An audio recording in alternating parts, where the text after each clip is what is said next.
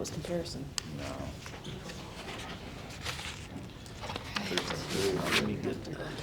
Remember last time I had half of an agenda?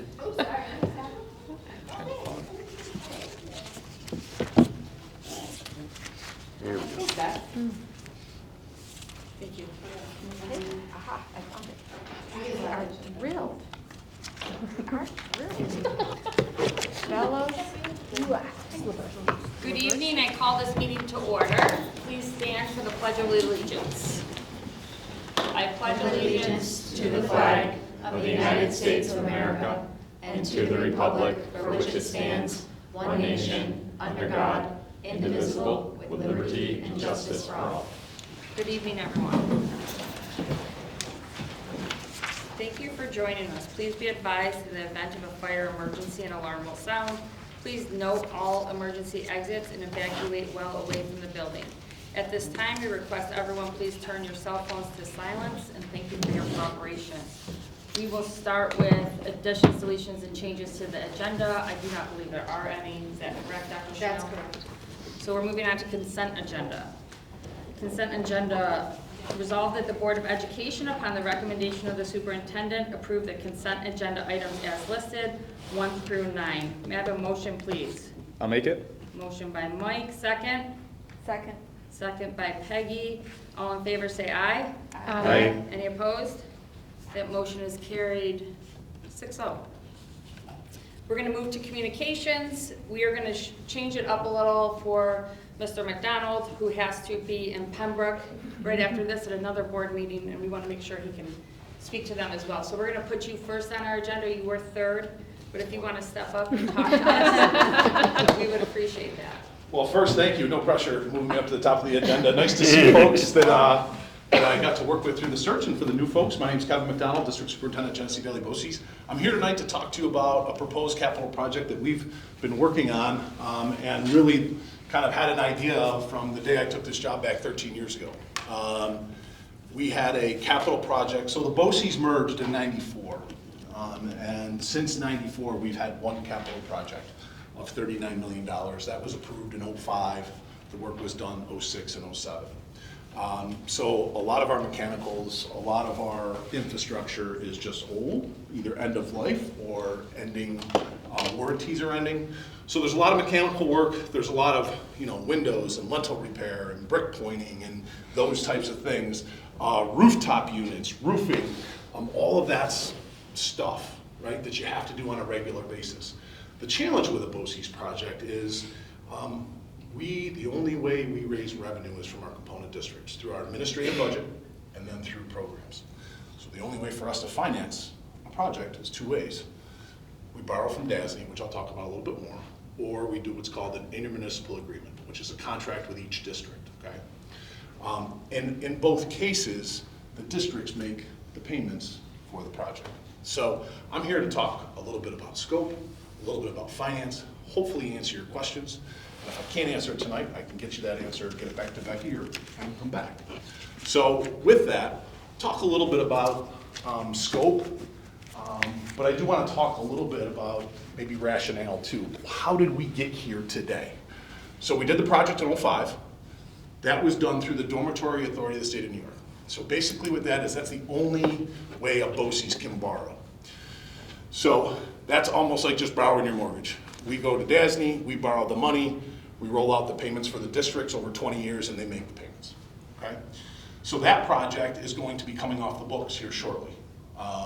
So obviously that will come off the books and we're hoping to roll another project on the books.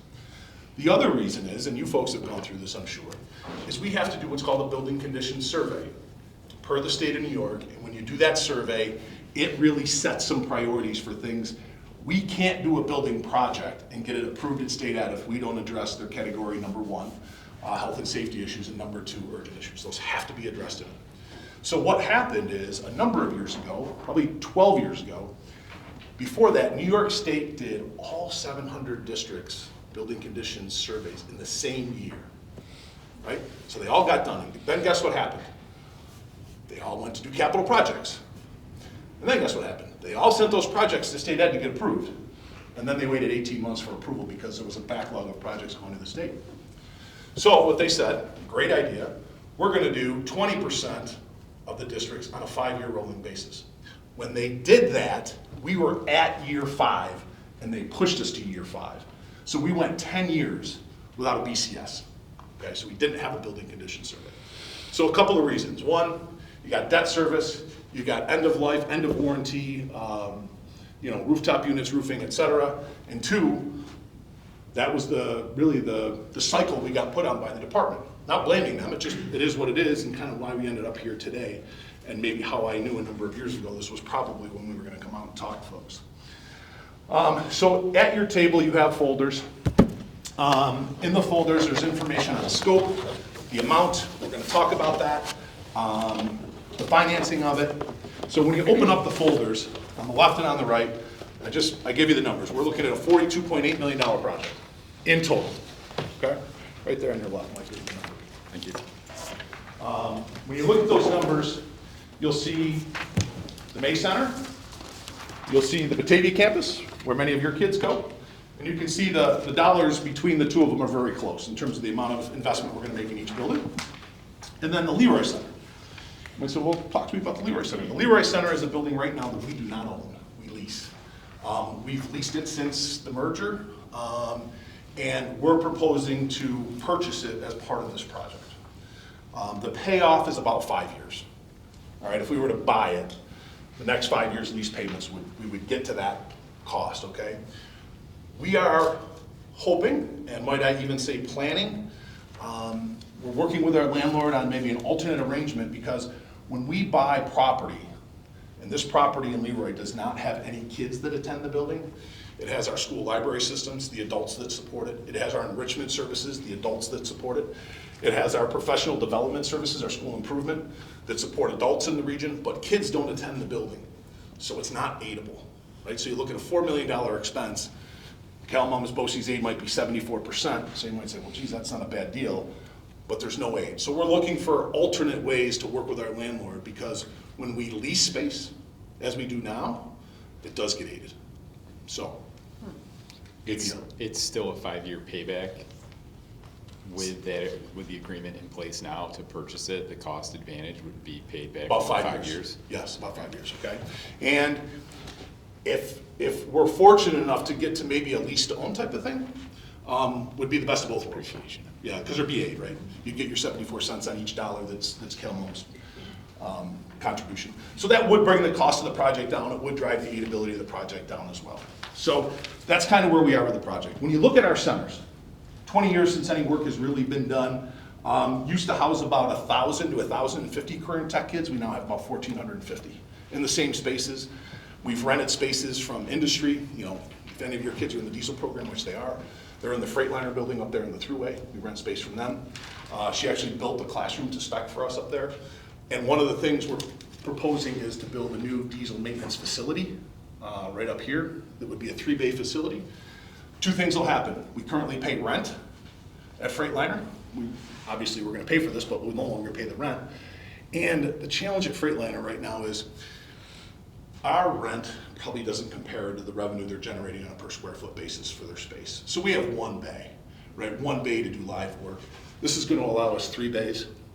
And if I can bring up probably a wildly unpopular topic, if we ever were to lease or have an electric bus on our campus and had to store it and charge it.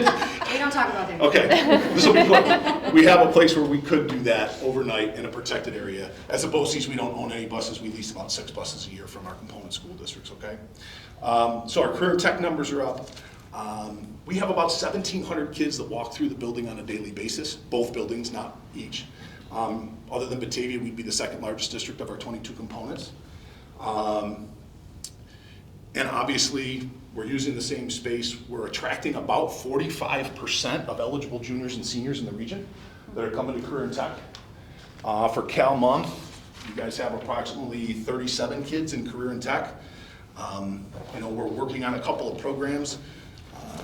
Your highest enrolled programs is metal trades, which we are going to do some improvements to the space and the air handling units in our metal trades program. This is the Batavia campus. And down the road, we're looking at a cosmetology. We're going to work on cosmetology at the May Center the first time around. And then electromechanical trades is another heavily enrolled program from CalMum. So throughout the course of like a generation of K through 12 students, we probably have about 12,000 students that walk through the building. So in the last 20 years, almost 30 kids have walked through those or attended class in those buildings.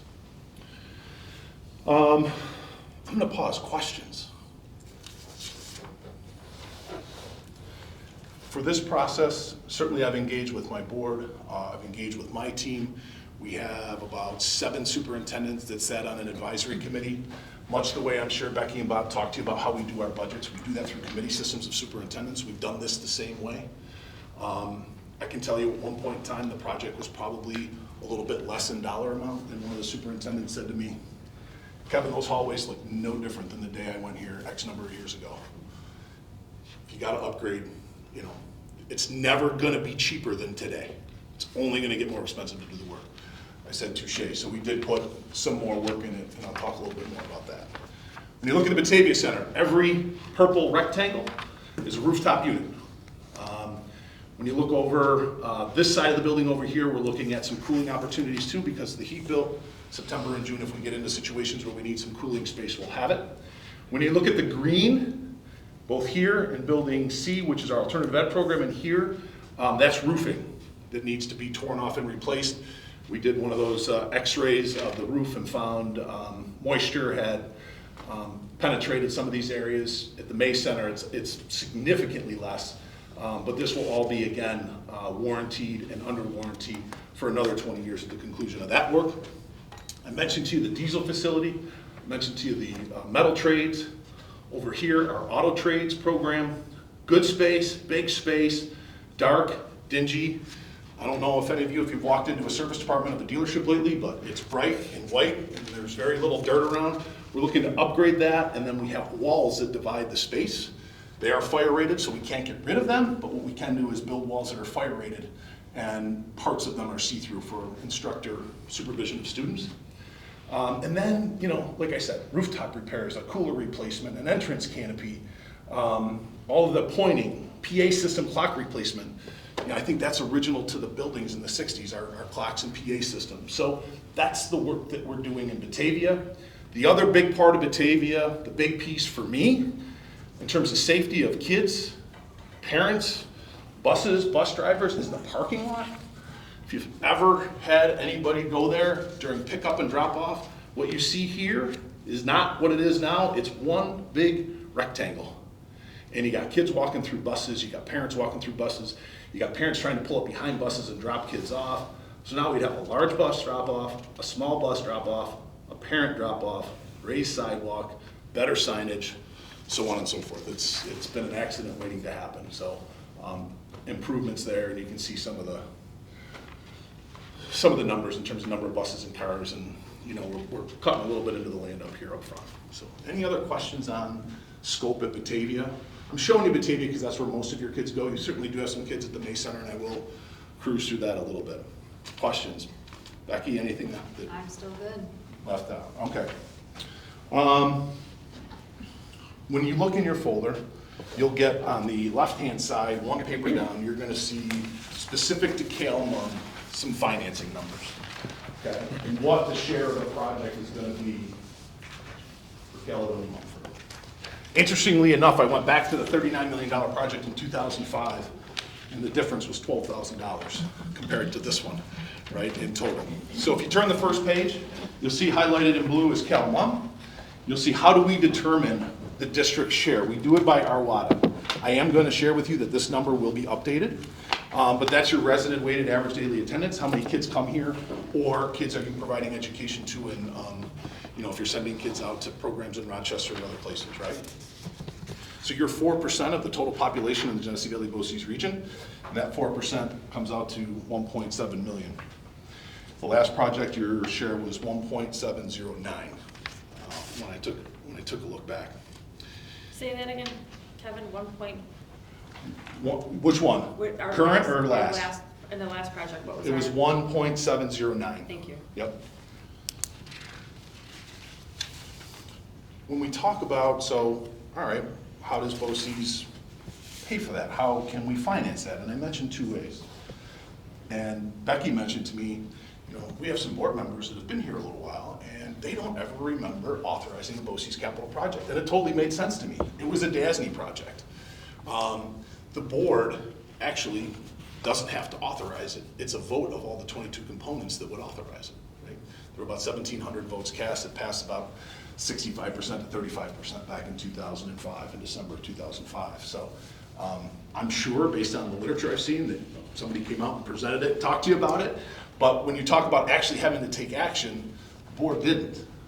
In this case, I'm actually advocating for and hoping that the board will take action in the form of an intermunicipal agreement. And I'll talk a little bit about that. So that's CalMUM's share. If you turn to the next page, we're planning a 4-phase project as I stand before you right now, hoping to drop it to 3 phases, okay? The dates are gonna change a little bit. We had a meeting on the 23rd of January with the superintendents and business officials. Got some really good feedback that day. We were gonna try and do a vote for this late spring this year, and it was feeling a little bit rushed, and I don't want that. I want transparency. I want people to understand, so we backed it off, and now we're looking at a June vote. I'll talk a little bit more about that. But when you look at the phasing of the project, you can see at each phase the amount that CalMUM would be responsible for. And my hope is when you get to column H over here, that's the purchase of the Leroy building, that column will not be included when we get to the end. Okay, not to the end of the project, but before we go out to vote, come June 9th or June 11th, which are the dates we're targeting. So those are the phases of the project. And what we try to do in column E and F is load up the most aidable parts of the project to the front of the project, so it starts your aid flow, okay? So if you go to the next page, page 4, this assumes an intermunicipal agreement, which the board would have to approve. That's a contract that we would have with all 22 districts. I'm hoping and anticipating my board will approve the IMA in February. And then between February 18th and May 1st, we're gonna ask all 22 component districts to consider the IMA. Cash payment, okay? Doesn't mean you have to do it this way. The beauty of the intermunicipal agreement is you can finance it however you want. If you do DASNY, 20 years, done. That's your option. We don't have an option. There's one, I think after 7 years, it's callable one time, if I'm not mistaken. I might be off, it might be year 8.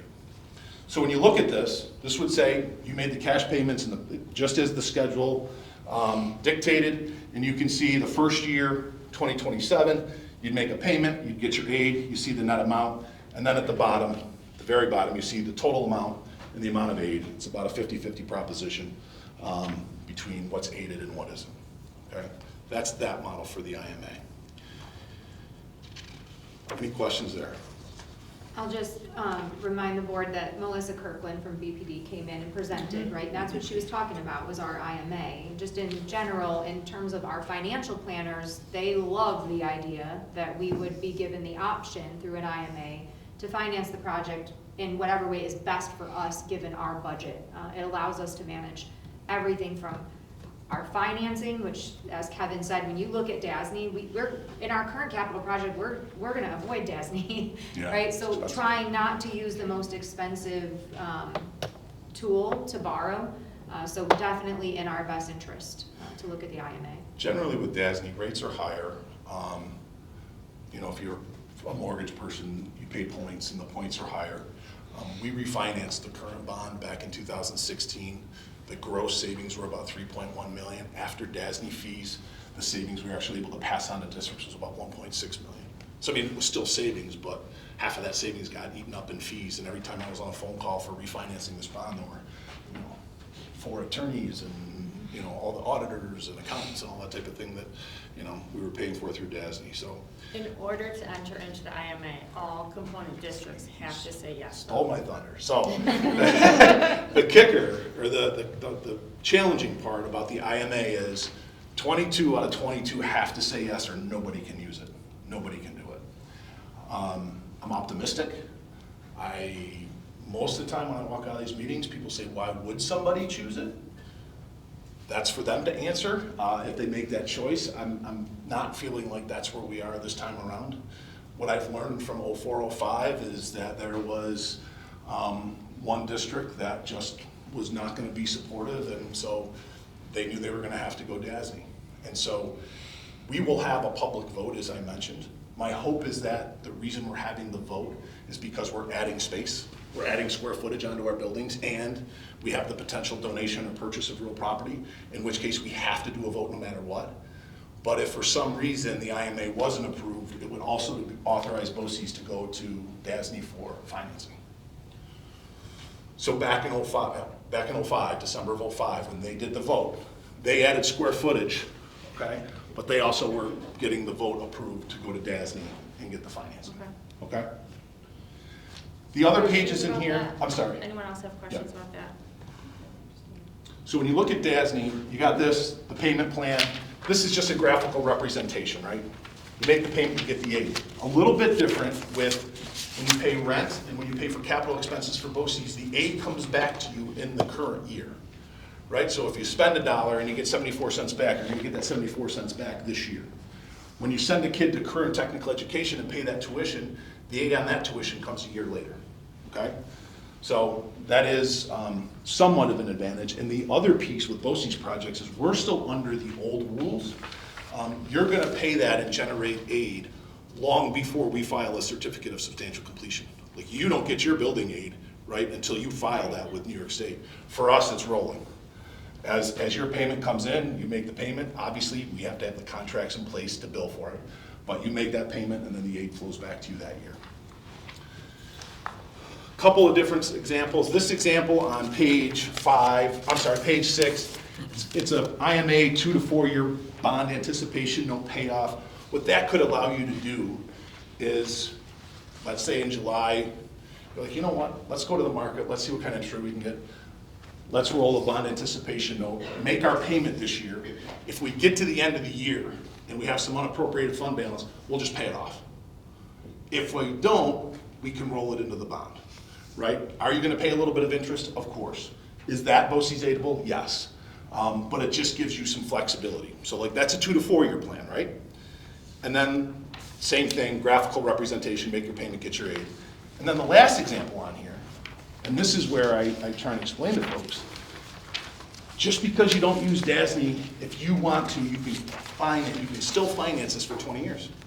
Here's an example with an IMA of financing it for 20 years. Here's the difference. 5 years in, something happens, you've got cash, pay it off, you're done. With DASNY, you're gonna be lockstep, making that annual payment. You can't pay it in advance. You're locked into that payment schedule. So if you were in favor of DASNY as a board, might encourage you to consider the IMA and talk to your financial advisors about a 20-year bond opportunity to finance it. You can still do the same thing, it just still gives you more control. I'm just gonna pause there. Questions? Do they fix the rate? Does DASNY have a fixed rate, or is it It is. It is a fixed rate. Okay. I don't know what they are like right now, Mike, but it is a fixed rate. Yeah. I'll ask, oh, go ahead, Cindy. If you went to this 20-year deal, is that something that our public has to vote on, or is that just for us to decide? It's for you to decide. This is where you really need to talk with BPD and get them involved in what those requirements are. I feel I have a good handle on finances. I am not Bernie Donegan's office with their level of understanding of municipal finance. And there's options beyond this that are available to you. We just wanted to show a couple of different options that could be used. And this is you look at this and you look at how much more, right? You're gonna pay about $1 million more on the 20-year with your principal and interest, of course, estimated. And you get 8 on that, right? You're getting 8 on the interest too. But, in the end, if you got somewhere and you wanna just pay it off, you have the ability to do that. So the vote on this, when would we need to decide whether we're going DASNY or IMA? I am gonna ask if districts could do it before May 1st. And here's why, Mike, because we could probably go a week later, but we have to advertise minimum 21 days prior to the vote, what the resolution's gonna be for voters to vote on. So it would just give us the time to, either put in DASNY or not have to have DASNY put in there. The only thing talking out loud here is if we as a board decide to not front load, but choose the IMA, we're loading a lot of debt into 3 years of, So trying to that's a fix really that. good point and a good question. So when we met with the superintendents a couple weeks ago, I actually talked about a September vote. And as we started talking through things, and we had Tom Zuber there, we had Bernie Donegan's office there, one of the things that a June vote will allow you to do is a couple of things. First, you won't make a payment in your next 26, 27 school year, okay? Because you can't build anything into your May budget because there's no expense yet. We don't have an approved project. By getting it approved in June, however, once that vote, hopefully successful, you will have an expense. You'll have that IMA, I hope, expense. You could then, if you have any fund balance, you could take some fund balance and appropriate it, not to a capital reserve, but what's called a capital fund, because you now have an expense, right? So let's say you had a couple bucks you could put there this year. Next year, if it passes, now you're building your 27, 28 budget.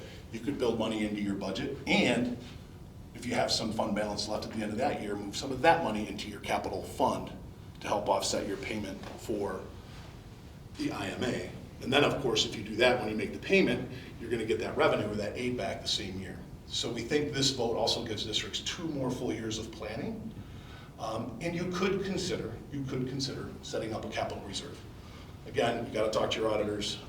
I shared the language of one in your folder that the Lockport City School District put out to their voters last year. But every auditor is different, every financial advisor is a little bit different, so, make sure you talk with them and your council. So, we're hopeful that a June vote will give districts some more flexibility. And I just want to clarify, like, if and when we do the vote on an IMA, that does not mean that we have to fund this project in 3 years. An IMA means that we have the ability to fund this project however we see fit. So we could still do, we could do the difference between bands and bonds if we need to do short-term. Really, in general, I think, Melissa, we're always thinking about our budget and saying that in terms of our budget increases, we want to try to keep those budgets as flat as we can, right? So our strategy when we go out to decide how we're going to pay for this, we're going to be looking to keep our budget as flat as we can keep it while bringing the BOCES budget in. So that might mean different ways of financing to do that, but that's the kind of thing that BPD would be able to do for us. The opposite of not having an IMA is that BOCES, even if it's just us that says no to the IMA, now BOCES has to go out to DASNY and we're all going to pay those increased DASNY fees because now we've lost the ability to make decisions around how to manage our own budget and our own finances. That's fair. And when you look at like the phase, Mike, if you go like to column E, like the first year, that's gonna be like the 541 will be your number. We can't ask for more. When we phase it, we lock in those numbers.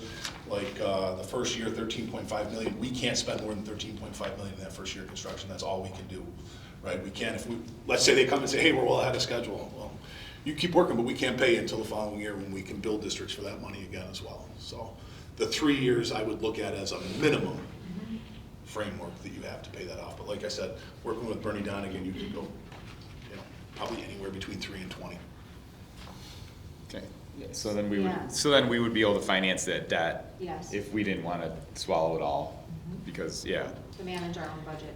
And Yeah. I have a superintendent that's talked to me about, hey, I'm gonna bring your BOCES debt on, and then when your debt's falling off, I'm planning another capital project to fill in the hole that the BOCES payment left, right?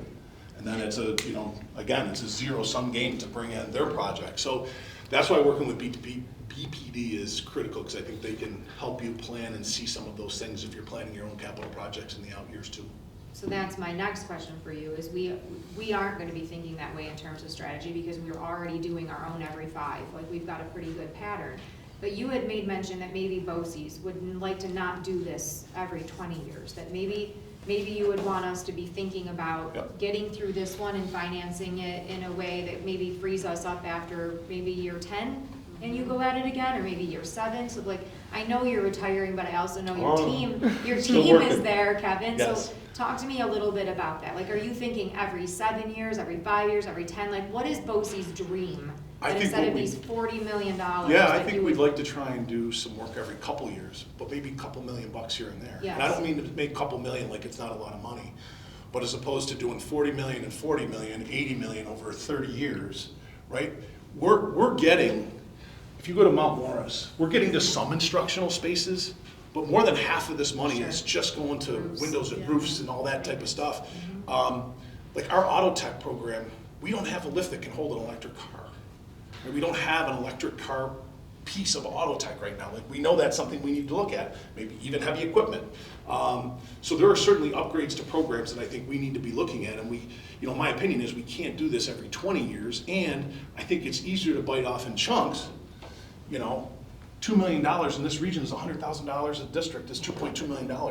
I know that money and inflation gets eaten away quickly, but we could do some pretty nice renovations. We could pick a program a year, cosmetology, conservation, right, and really put some nice upgrades into the programs that are our most successful programs. So that's something that we're looking at. One of the things we talked about right now, let me see, come on. We collect about $2 million. We collected just under $2 million in the year we're in right now for the past capital project. 89,000 from us, maybe 85. What's our exclusion? Yeah. Yes, 109, I think it is. Okay. 109. You're already paying that. If we never stopped collecting that and did many capital projects all along the way, someday you're gonna get to a point where you might need to do a roof. But the other thing, we can't have a capital reserve. We're not allowed to have a capital reserve. We have very few reserves. But if I have a capital project number, I can carry money over into the next year to apply it, right? So if I had 2.2 million this year and I knew I had 2.2 million coming next year, I could do a $4.5 million project for no increase in cost to districts. And it could help manage the BOCES capital exclusion, which we have to be very aware of too. At no time do we want that to go backwards. Your capital exclusion, we want to at the very least keep it even, if not increasing slightly on an annual basis. I would just advocate, I would love to see us regionally create that pattern for ourselves so that we are thinking about that when we're building our budgets, that we've begun to develop the cycle. Because the last thing I would want to do is borrow for this project in 20 years and then in 5 have you guys come wanting another one, right? So all of that is going to matter to us. If you could even say, by the time we get to June, maybe a regional conversation amongst ourselves where we say, BOCES really wants to go every 7. I would like to know that before we start borrowing, so I get a sense of what you need us to do in order to manage our own local share. So I'm excited about the concept of trying to collaborate on this topic. Me too. And I'm appreciative of the collaboration that we get around the table with the superintendents as well. Any other questions for me? I really appreciate your time. Thank you for coming in. I'm sorry I'm running to another board meeting. Mondays and Tuesdays are tough for me. It's the days I'm usually not. I'm in Albany. So for the next 3 weeks, I'm not in the office on Mondays and Tuesdays. So the Monday and Tuesday board meetings, I've been really trying to see if I can't knock 2 out in a night. So I did 2 last night and I'm doing 2 tonight. So I'm headed down 5 to Pembroke for my next one. Any other questions? Thank you for moving me up on the agenda. I appreciate it. Thank you for coming. You guys have a wonderful night. I'll try and quietly escape. Dr. Schnell, I've got a quick one for you. Sure. Would we be meeting, we need to get together with Bernie Diagan before the May vote then? Before we vote to go into an IMA? Yes, within the next 2 months. I mean, I can certainly bring Melissa back out here again to do that, but as Kevin said, let's say that this budget vote for BOCES takes place in June. We aren't gonna make our first payment to BOCES for what? July 27th. Yeah, another year. So we have some time to plan how we would finance that and kind of build that project out. But as many times as the board wants to hear from Melissa, she'll keep coming out. She'll do whatever it is that makes you guys feel confident about an IMA. I feel confident about an IMA. But I've had more time to process it. So whatever you need, you let me know and bring it right back to you. Okay, thanks. I'll come back too. Nice to see you. Thank you so much. Thanks, Kevin. Thank you. All right, we're gonna move back up the agenda to correspondence and points of pride. We're gonna start with you, Becca. All right, our elementary gymnasium was filled with joy and music for the Sweetheart Dance, generously sponsored by our incredible PTO. Students and their special people enjoyed a night of dancing with a live DJ, pizza, and exciting raffle prizes. A celebration of this scale is a true team effort. We want to extend a huge thank you to our middle and high school student volunteers and our CalMom parent volunteers. Their dedication and time are what make these cherished community traditions possible. And I attended with my 2 youngest sons, and we had a ball, and my middle son was one of those volunteers, and he was so excited to do it, and he's already ready to do it again next year. So it was lots of fun. That's good. We are thrilled to announce the successful kickoff of this school year's Creativity Club for our K-2 students. Under the guidance of our facilitators, Mrs. Bellos, Mrs. Slaversky, sorry, and Mrs. Yarwood. Students rotated through 3 dynamic stations focused on coding, building, and collaborative creation. We are incredibly proud of these young learners for their curiosity and teamwork after a full day of school. And our 4th grade band students recently took center stage at our annual Beginner Band Showcase. This event allows our 4th graders to become teachers. Led by Mrs. Peterson, students had the opportunity to demonstrate their progress by teaching their instruments to their special guest. In addition to the hands-on fun, Mrs. Peterson shared valuable insights regarding the resources our district provides to support musical education both in the classroom and at home. It was a wonderful night of student leadership and musical growth. On January 25th, our Raiders enjoyed a fun night at our annual winter snowball semi-formal, which was held at Jones Hall. Members of our student council planned the beautiful night. The students looked fantastic, the decorations were magical, the food was delicious, and the dance floor was packed. Thank you to Mrs. Chapman, our student council advisor, and members of our student council for hosting a wonderful event for our student body. Mike, would you be willing to read the next one as well? Of course. Our middle school play was a great success. Under the direction of Mrs. Schaff and Mrs. Barber, middle school students performed an entertaining rendition of The Absolutely True Story of King Arthur. Congratulations to all our Raiders on a job well done. I heard Bob Lonsberry was there too. He enjoyed it. 9 of our talented junior high students represented us at the 2026 All-County One Festival on January 31st at Perry Central School. Congratulations to our Raiders, and thank you to Mr., how do you pronounce that? And Mr. Youngs for supporting our students beyond the classroom. Thank you. On Wednesday, January 28th, the Finger Lakes Youth Apprenticeship Program hosted its annual signing day, an event designed to celebrate students across our region who are being given the opportunity to explore and begin careers in advanced manufacturing while still in high school. 7 of our Raiders who are enrolled in the GV BOCES electromechanical trades program were celebrated at this event as they were awarded internships and paid co-ops. And longtime varsity wrestling coach Mr. Chip Day was honored with a celebratory tribute at last week's senior night wrestling match. Mr. Day enjoyed an alumni tunnel of over 20 former wrestlers and a plaque presentation. A special thank you to Coach Day for many years of dedication to our wrestling program. Thank you.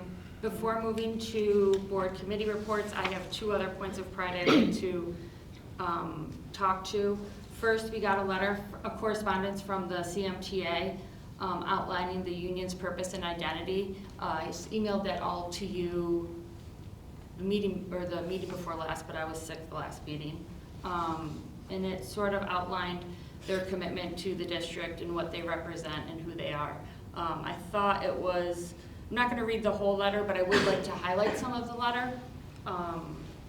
The first paragraph says, each day Caledonia Mumford teachers come into classrooms ready to ensure that every Raider receives the support and education they deserve, driven by an unwavering dedication to our students and crafts. As a proud unit of dedicated professionals, our teachers push for academic and personal success of every Raider. CalMom's faculty has a wide-ranging breadth of professional and interdisciplinary knowledge, with nearly 70% of members holding at least 2 separate certificates or master's degrees.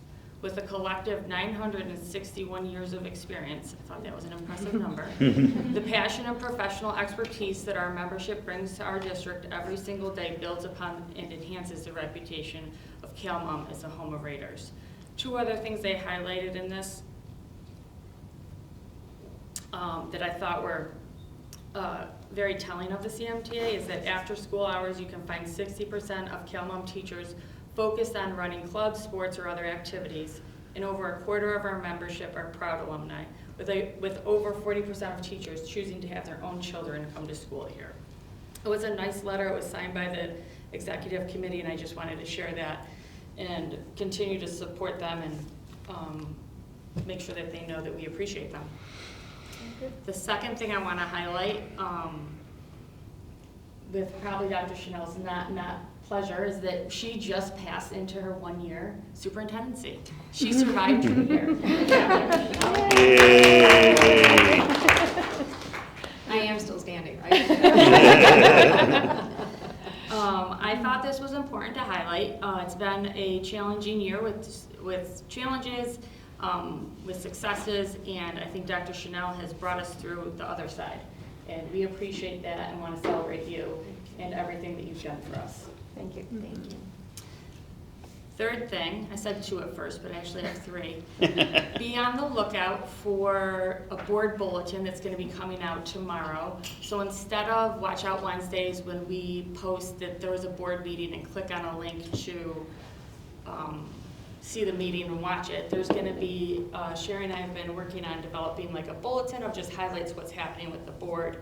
And so you will see that tomorrow, and that will be coming out after every meeting. And where is that going to be? Watch Out Wednesdays. And we'll post it on the Watch Out Wednesday? Yes, I'd also Okay. like to put it on our board page, but I have not talked to Mrs. Pete about that yet. Okay. So like on where you link Mhm. into our board page, it should go on there as well. And open to suggestions, it's a work in progress. It was an idea that Dr. Chanel and I got at the conference that we attended, and it's taken a minute to get it together, but we've got it. And there's ways to adjust it, so it doesn't have to look the exact same every meeting. Another way to push information out to our community. Moving on to our budget calendar, I had Sherry print out the budget calendar for everybody. That should be in front of you, just to highlight where we're at. What's not on this is the surveys that we started. So we pushed surveys. I think we are near about 80 responses for the surveys. That was with a limited push. We are going to do the big district-wide push of that survey with a postcard that should be going out probably next week, the week after, Dr. Chanel? I'm hoping that it hits the mail this Friday. That's my hope. Okay. No, it might be Monday or Tuesday of the week after, because, everybody needs time, but I would like it to be Friday. So right now, we're sitting at about 80 respondents, and so I think that will go up tremendously once we push that postcard. We also have the 3 dates where the board is going to push into compacts to have a board open session. I've reached out to you guys about people participating in that. Heard from some of you. If some of you are still interested, let me know. I appreciate everyone that's responded. Thank you. What am I missing? We were gonna host a morning session too for folks that maybe don't wanna come out at 7 o'clock at night. That way you get a morning session for people that prefer it. Will there be more than one board member there? Yes, so the idea is to have 2, but no more than, we really don't want more than 3. Because 4 obviously is board business, right? So I'd say 2 is ideal. I have not signed up for any, but I can fill in holes. And what were the dates for those again? I'm sorry. It is, no, you're fine, March 5th, March 16th, and April 2nd. March 5th, March 16th, and April 2nd? One of them is after the middle high school compact Yeah. was. And one is after the elementary. Okay, So and the I don't first know 2 what- are evening meetings? Mm-hmm. Okay. I 6 believe- o'clock, 7 o'clock? 7? Okay. 7. So that's the compact meeting and then? Yep. Mhm. Okay, and then an open meet and greet kind of a? Yes, we're using, Okay. it's not the compact meeting, I know you'd asked that question, but we're using that space and time to sort of pivot off of their audience. Okay, and so- bring in new people. Okay. It's a great idea. And then the April 2nd is like, we're gonna have coffee. Coffee donuts. Maybe. I should have asked that, should I? I mean, we can promise donuts. I think People will come for donuts. Yeah, I will stop and get them for us. I do think if folks come out for coffee in the morning, like, one of the things I'm gonna do too is just reach out. There is a Caledonia Senior Citizens Group. There's a few folks I'd like to invite, try to see if we could get a group of folks to actually come and join us, so that we're trying to hear different voices, which, you know, that last workshop that we did together, we were talking about ways that not just when you're in your groups, we all are in different groups of folks, and we hear, like, in that vein of what people are thinking, but how do we now intentionally try to make sure that we reach a few other groups is what we're hoping for. Yeah, I think you bring up a good point, Dr. Chanel. I think all of us should be pushing some of this information to our friends and family, people that are in the community that we know, so that they're knowing this is happening. We all interface with different groups of folks, and they're all important. All right, next on the agenda is public forum. We do not have anyone signed up for public forum, so we're gonna move on. Do we have any committee reports, Liz? Sorry, That's thank okay. you. Board committee reports. Should go back to my list that I made for myself. Board committee reports. I believe policy, compact, and tech met. So let's start with policy. Had a call, Dr. Chanel, Arnie and I had a call about AEDs. So it was a really straightforward policy that I think we're implementing or doing a first read on tonight. Really good policy for the safety and security of all the students and faculty here. There's little changes. AEDs are gonna go to athletic events. We're gonna get some portable ones, and there's gonna be a lot of training too. Okay. Compact. Elementary met, and then they were talking about the Sweetheart Dance. Michelle was talking about, they're working on a homework policy, gave a few options for people to consider about, you know, the rule, for instance, about 10 minutes of homework per grade, per kid, and, you know, reading being important, and things like that.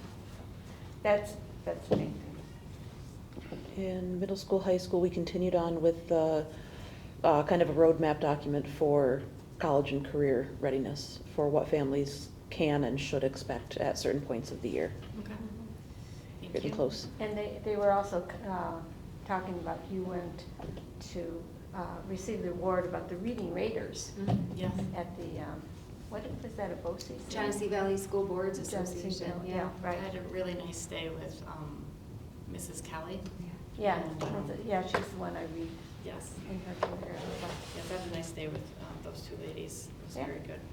Was fun. Tech committee, I think, met too.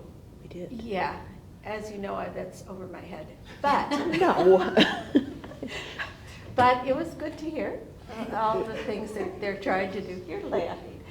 It's true. They're going to be teaching, you know, young kids how to turn on things and turn it off. And I'm still working on trying to push the right button. So, you know, All right. anyhow, but they're working on it, so that's All good. right. Are you are you the only one on the tech committee? You can. No, I was there Anything too. else, Liz? We talked, did a software demonstration for a screen sharing program that they're demoing. Mhm. That's right. I think that was the big, Okay. that was the big thing. It was, Yeah. it was very cool. And there was a software thing about teaching the different age levels, how to use their computer and how to, you know, read your email before you push the button and things like that. All right. Thank you all. Good work. Board has been active. Dr. Chanel, I'm going to shift to superintendent's report.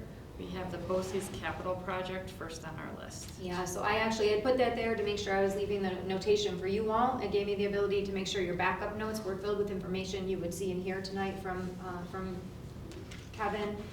Just in general, the only thing I will add to that, I guess, is I'll just circle back. If you guys could let me know if you're wanting me to try to schedule Melissa to get back out here, or you're thinking we should do some sort of workshop session with her, just let me know, and I will Maybe even if you're thinking budget and finance committee, like a smaller group is more interested in that. Like, I'm very open to whatever the board needs to feel like you have your land legs in the concept of an IMA. But May's gonna get here quick, so will. please express your desire or need for information before it's too late for us to coordinate. I think I'd like to see something, what the different loans would be if we did stretch it out. I don't think she would need to come out. I mean, I appreciate her presentation before, but I would like to see their financing options for us.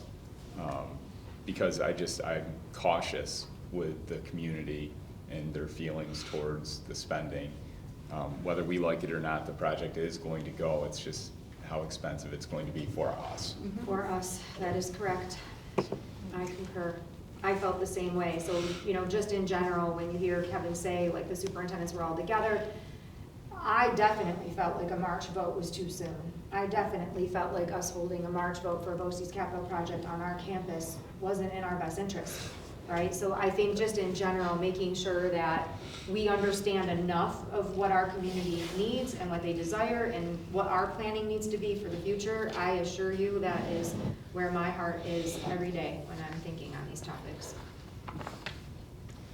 Okay, next up after that is honor roll. You'll see the high school marking period 4. So we have officially closed out the first semester and moved into the second semester. Honor rolls are stable there. I would say in comparison to last year, you're looking at nice high numbers, which I like to see. Next up, if you go down to that next piece there and you see the middle school is marking period 2. Middle school students are hitting the halfway mark right now in their classes.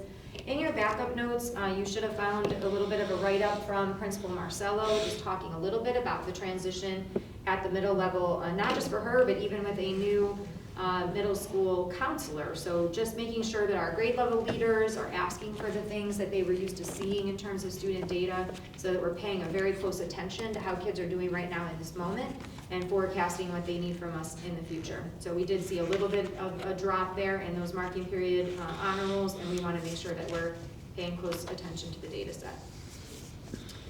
Next up for me is lead testing. So I want to talk a little bit about the progress that I have made, that we have made as a district. So we did have a couple of fixtures that went over that 5 parts per billion limit that the state of New York has put in place. For us, those failures came in 4 locations that do need to be remedied. So I have basically trialed one area, and we have done a replacement of a faucet and of the water lines that run from that new faucet into the basement. So like replacing, like think basement, and you've got a water line. We basically ran new water lines from our main lines up to the next floor into the new faucet. You do have to wait some time, anywhere between 10 and 18 hours before you can test the water in those after running them. So first thing in the morning, had the water science folks back out here from Stoll to do another test on that. It passed with flying colors. Good. So one thing that I just want to make sure that I make kind of clear to us is that in terms of the district, we don't have issues with our primary water sources. So really what we have to keep paying attention to is the faucets, the age of the faucet, and I would say maybe even more importantly, we have a faucet that maybe gets used once a month.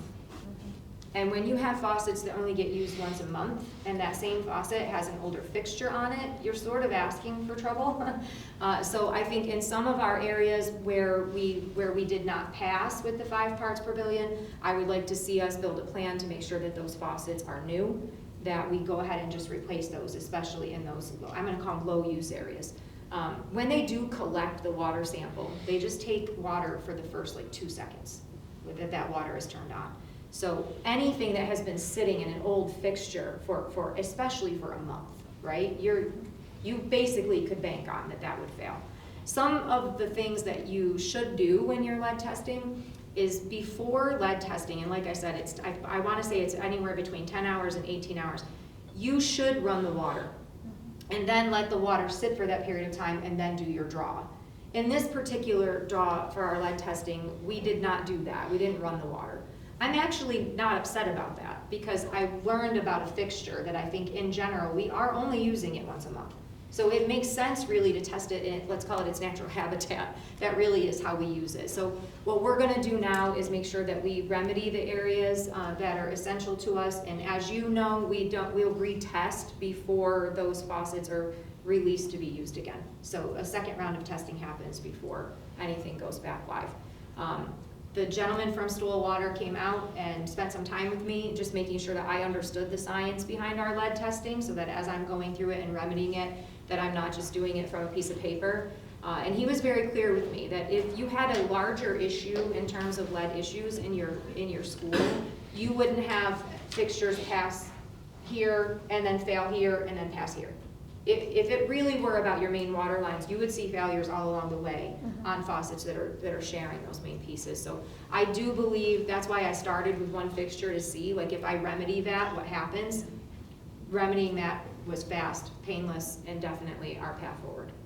Do you have to work with the health department or the building inspector when you do? Not a building inspector, but we do report out to the health department, yes. All of our data is reported to the health department and to HERDS, the HERDS system. HERDS system for New York State and the local governing authority through Livingston County. Okay, I mean, like, so when you designate the faucet to be replaced, do you have to do a plan and report that and have them inspect your work, or we're able to do that in-house? We do, well, we actually did not do this one in-house. We hired out through Heiderman to have them come and do this work for us. In terms of what is required of us is to document that we did that second round of lead testing. So before that fixture is released, like Stoll comes in, a third-party lead testing facility, they come in and actually collect those water samples and then retest, and then send us the thumbs up that fixture is either good to go or that we are still not good to go. So once we have remedied our issues, we document that our issues were remedied and that water testing actually cleared those faucets to be back online. Okay, thank you. Absolutely. Okay, pre-K, are we ready? Brennan is gonna work some numbers over there for me. If I need to stand up, I will, but at your table place, I did give you another look at pre-K. So the last time it was much, much larger. This time I didn't want you to get completely lost. Not that one, the spreadsheet, pre-K projections. I'm sorry, I don't have that. I re-emailed it to you just before we got I started. thought you meant, when you asked about this, Yeah, you're fine. Okay, cool. We got it. So the document that you have in front of you, you've seen this at the last time we were together in terms of the numbers, but this time Brennan has created a more interactive approach. So I want to be able to walk you guys through some scenarios, and in order to do those scenarios, I'm going to fill in some numbers in this table, and it's going to generate some financial data for you to help you sort of see our forecasting of revenue projections by moving to full day pre-K. All right, we might have to make that, there we go. Okay, so I want to get started first by just reminding everybody that when we begin to build our budget, it has always been our process that we are going to budget conservatively, both by talking about our expenses, and we're also going to conservatively budget our revenue to make sure that we have a solid budget, and once we tell the community that this is the program that the budget is supporting, that those programs can be supported. So I want to talk a little bit about that. Let's take a look at pre-K as it stands right now. So right now, if you look at letter A in your table, right now we run 3 half-day sections of pre-K. We are currently receiving a waiver from the state of New York, which increases the amount of aid that we receive for our universal pre-K program. So currently, to run our program as it stands, in our budget, we budget $164,313.43. That is the cost of our current project, or our current program with the waiver. The state of New York, and I've been sending the board updates, right? The state of New York, if you listen to the governor's budget proposal, and then we got her state of the state, and then her original, her first round of budget, she's actually increasing the per pupil rate for aid for students in pre-K. So our original was like $7,800, let's say, per student, and now she's saying that you're gonna get whichever is higher, your original or $10,000. So for us, it now goes up to $10,000 per pupil. Okay, so I'll start with that. Because you're watching at the state level the move, they have desperately been trying to get all the school districts in the state of New York to go to full day pre-K. So because of that, even the waiver that we've been applying for and received is meant to help us get to full day pre-K. The whole goal in the state of New York is to move to full day pre-K. That's what they're trying to fund. So now you're watching them take this waiver money, and I would say we have to be careful with the concept, I already had told you that, of like whether or not we could get the waiver again. Well, now you're watching them move way more money into what they're gonna do per pupil. So the chances that they're gonna increase per pupil and still run waivers for folks should get kind of interesting. Without the waiver, our aid or the portion that the state pays for our program would drop down to $95,000 instead of the $136,900. Meaning it would increase our local share. To run the exact same program without the waiver would cost us $206,253.43. So that's like, when we go to build this budget, even if we're not moving to full day pre-K, that's our programmatic cost. That's what we would be budgeting for. So now I want to move us into the other side of this lane here. So we've looked at full day pre-K. So full day pre-K, you're now seeing in letter C, full day sections, what the full day sections would cost us, and I want to talk a little bit about that sort of revenue generation. So I believe in yours, you're currently looking at everything being really zeroed out there in terms of your UPK award. So what I'm going to have Brennan do is across the top there, Brennan, right now we have 52 families that have pre-registered for pre-K. So there is some conversation right now, so I can't give you exact answers around what this is going to look like. We know that our allocation is going to go up to $10,000 per student according to the governor's runs. What we don't know is if we're still going to remain capped at our current allocation, which is 32 students. That we don't know. So that's 16 and 16? So just think about the way that we are funded. Don't think Don't- class don't size. divide yet, okay. Yep, don't think class size yet, because in the end, we have 52 families that have said they want to come to pre-K. So we should expect 52 children to walk through the door. Like, that's what our data suggests right now, that 52 children are gonna walk through the door. We might get aid, $10,000, for every single one of those 52 children. That is the way the documents read right now coming out of ASBO. That's some of what we're hearing when we're calling Questar. We're not sure if that means that we might have to do a little bit of paperwork to get the rest of that aid generation. In other words, proving to them, the way the state typically generates funding is they look at your last year's rates and those numbers and they use those numbers. So there might be something more we have to do to now say, we no longer just have 32 because we've moved to full day pre-K. So we might have some paperwork to do. If we end up with 52 kids enrolled in our universal pre-K, and they generate $10,000 per student from the state of New York. Brennan, you got that number in there? Awesome. Okay, so let's just look at the total cost to CalMUM. So let's just pay attention to that full day section. Can we make that bigger so the board can see the numbers at the bottom of that? What's our current funding number? 7,900, did you say, per student? Our current funding number, so the A and B don't change. So right now, with the waiver, our aid that's coming in from the state of New York is $136,900. Without the waiver, our aid drops to $95,000. So our cost right now for running our program is $164,300. If we don't have the waiver anymore, running our exact same program is going to increase us to $206,000. We've actually been budgeting all along for that. So our budget should be able to handle and sustain that, okay? And then Brennan, if you just maybe scroll this way so we can. So if we end up with all 52 children enrolling in full day pre-K, and those 52 children all come with revenue from the state of New York or aid at $10,000 per child, we would be increasing our program to 3 full sections of full day, and it would actually be $41,000 cheaper for us. Because we would go from generating $95,000 in aid to generating $520,000 in aid. Questions?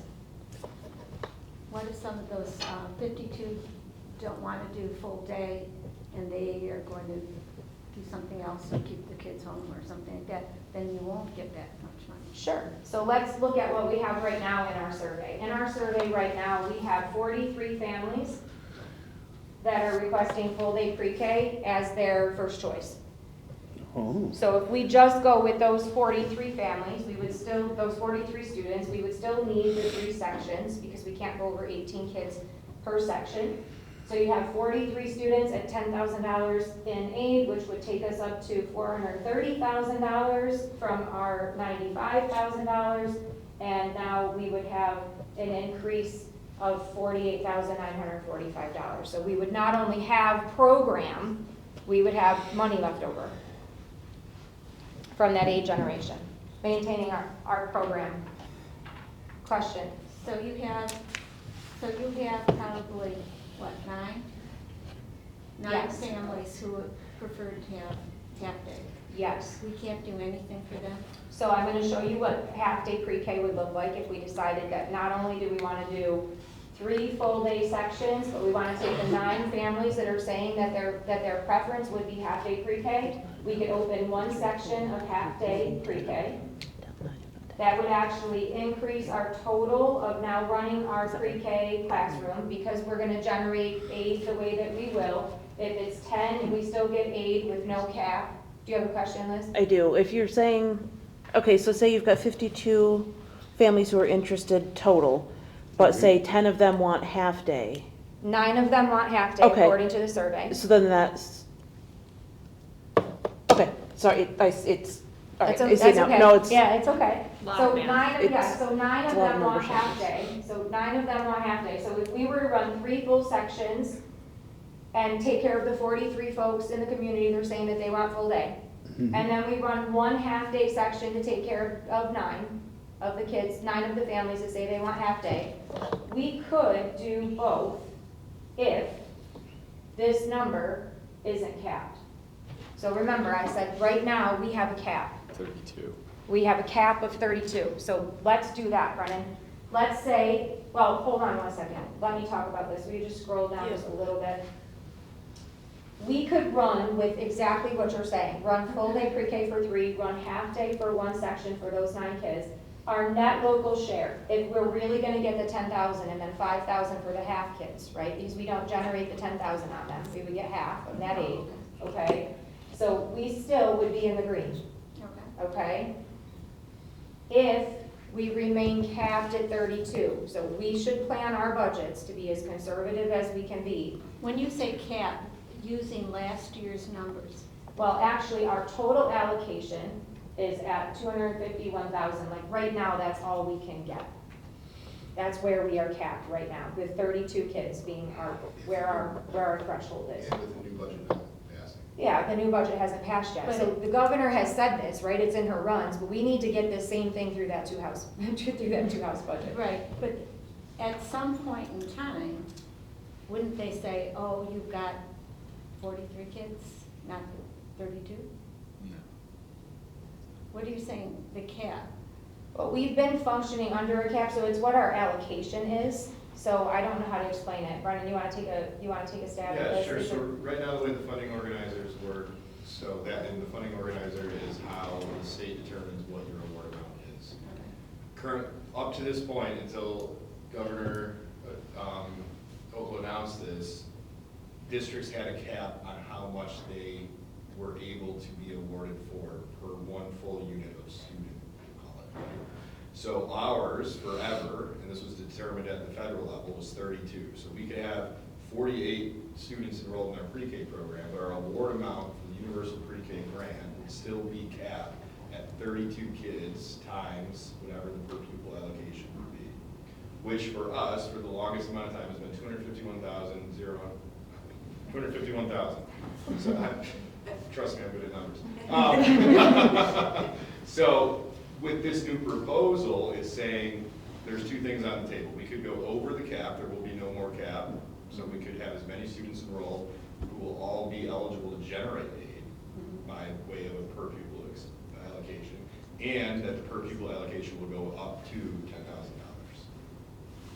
So when Dr. Chanel is talking about the difference in these two things, we're saying that right now, the red shows us the net local share is if this doesn't pass, that's the best we can do next year, is $251,000. If this does pass, at $10,000 per pupil allocation, that's what we're looking at as our local share, which is a negative local share because the award amount would exceed our current costs. So we could run 3 full-day sections of pre-K for the 43 kids, and it would cost us, in terms of our local, we're gonna be at, well, we would actually have money left over because of that, right? The same thing would be true if we go over here and we say that we're gonna create the half-day program. Our half-day program, look at this in terms of where those numbers stand for us, right? Yeah, well, I mean, it's crazy. So let's do this. Let's say that we're only able to do 32. And she's telling us it's gonna be $10,000. Okay, so we're hoping for that. Like, we should just get that across the finish line. But if we can't get more than 32, like we're capped there, we would still have 9.5 day program, but let's take that $5,000 away. That's crazy. Yeah, we take the $5,000 away, and now we're basically saying that in order to create the half-day section for the 9 families, we would be saying that we still have local share to the taxpayer, We go from having revenue to. to cost, to expense. And could we still have more than 32 in that full day? We do. So that would that add more cost, or is that? We would still, look, so whether we get paid for 32, we still have to say that we're gonna have 43 kids in our program, because we have that many kids saying, that many families saying that they want full-day pre-K. But if you had 2 full days, what happens if you have 2 full days and 1 half day? If I do 2 full days and 1 half day, then you would have families the families that want half-day pre-K would get exactly what they want. We offered half-day pre-K. The families that want full-day pre-K, some of them would have to go into a lottery system, and then they would win half-day pre-K, even though they wanted full-day. So there are 9 families that say. But they're still getting a break from whatever they're paying. You know, you're assuming that the people who want full day is because of working, which, you know, is understandable. But they would still have a half a day that they wouldn't have to pay for daycare. And we can't be in the business of offering everything to everybody, Agreed. because it feels like, okay, we're gonna offer 3 full day sections, because that's what the community wants. Oh, see, and But- I'm thinking I want to offer 3 full-day sections because that's where aid revenue is coming. And I have to differ, like, my opinion is different Sure. on that it feels like, are we chasing this because it's good for the community or because it's good for our budget? Well, both. And it's- Yeah, both. Based on the The survey. community. Yeah. the Yeah, I can community see- has I can been see it both asking ways. for full-day pre-K for years, and putting out the survey shows us that we have more folks saying that they want That full-day they want full. pre-K. Yeah. So of the respondents, 52 respondents, of them, 9 say they want half-day. So really, the challenge here, let's say, like, I'll use a student example and say that, you know, we offer, let's say, I don't want to use that, I don't want to use softball, I don't want. I'm going to. So we offer softball in the spring. There are a few districts around us that are starting to offer flag football for girls in the spring. I know, I am, I shouldn't talk about it, I shouldn't talk about it. But this is the thing, right? Like, at some point, if at some point there's a survey, I'm gonna have to bring Dan Dickens coffee in the morning, you see that? I'm not advocating. I think at some point, like, if kids started to say, we want this more than we want that, like, I would also stand in front of you and say, you know what, we've been funding a program that our kids no longer want, and we should adjust, right? And so I think in the end, the survey is telling us that there are more families in this community that want us to move to full day than those that want us to stay at half. Will they still be interested in full day if there's no wraparound care for their children? If their children cannot attend, say, the YMCA after-school care? Right now, what we have put out to them is, we have not promised That's not been a anybody part of the that we're conversation. doing wraparound care. Okay, We 'cause would like, I saw that in some of the comments, like, hey, if they end at 2, what are we gonna do for the next hour and a half until we can pick up our kids? which But is we're something we gonna, need to be we'll work sensitive on to. wraparound care. And I went through and actually tallied all of the responses because I felt when I was reading it that there were a lot of like, I'm concerned about logistics, I'm concerned about wraparound care. And I wanted to put numbers to it because it made more sense to me that way as opposed sure. to just kind of reading it and feeling. And from the data that we had when we got the results back, there were 18 responses listed as to other concerns, and 4 of those were concerns about aftercare out of the 18. So 4 of them said nothing else. They had no other concerns or questions. And then there were some that were wondering if both programs would be offered, right? Like this is what we're talking about. 4, yeah. Some that were concerned about busing, Right. which we've talked about a few times, that that's not aidable. There's all sorts of different requirements that just like pre-K now is not bused, it will continue not to be bused. And then just people actually wondering about logistics of the actual program. Like, are they gonna do naps? Who's gonna do lunch? What kind of specials are they gonna have? But that was, so like I felt like reading it, I was like, oh my goodness, there's this really overwhelming concern from the community about this wraparound care. And there is a concern about that. But numbers-wise, it wasn't a top priority on a lot of these people that responded. Like that wasn't And they may like- not even be aware that it would be an option because they don't have older kids yet who know that. That's that something it that we do for exists. the older kids, exactly. Yeah.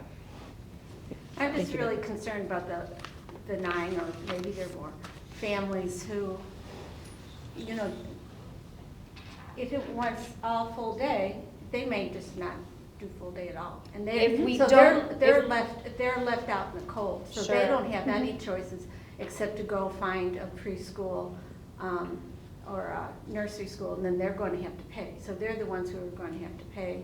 And the reason they're concerned about it is because they want to be home with their kids, and they want to be with their kids.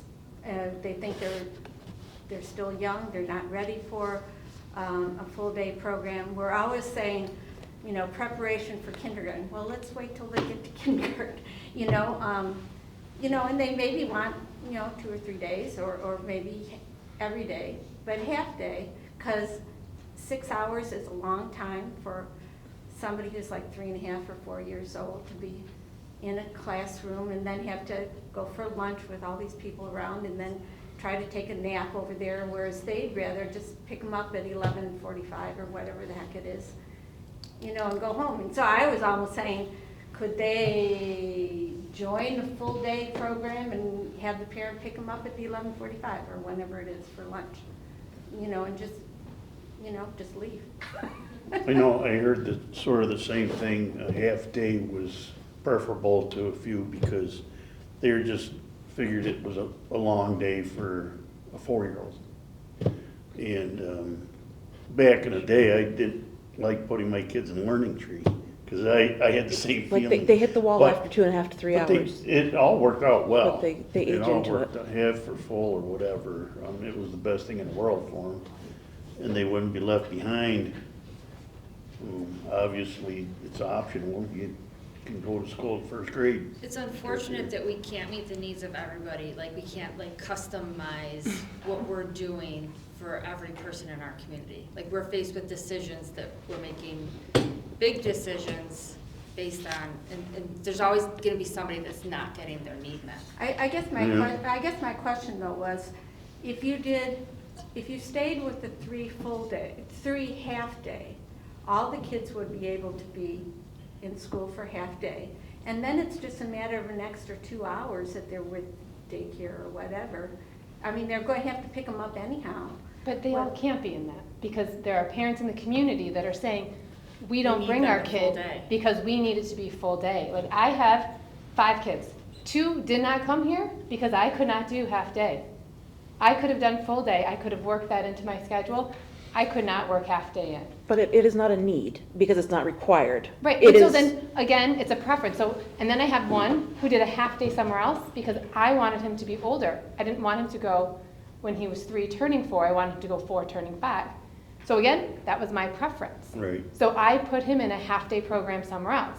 Then my last 2 came to half day here. So I have done all spectrums of choices. I have had them in full day daycare because that's what I needed. I had it in a half day where I paid because that's what I needed, and I had it in a half day here because it was available. So there's always going to be families who can't utilize what we're offering.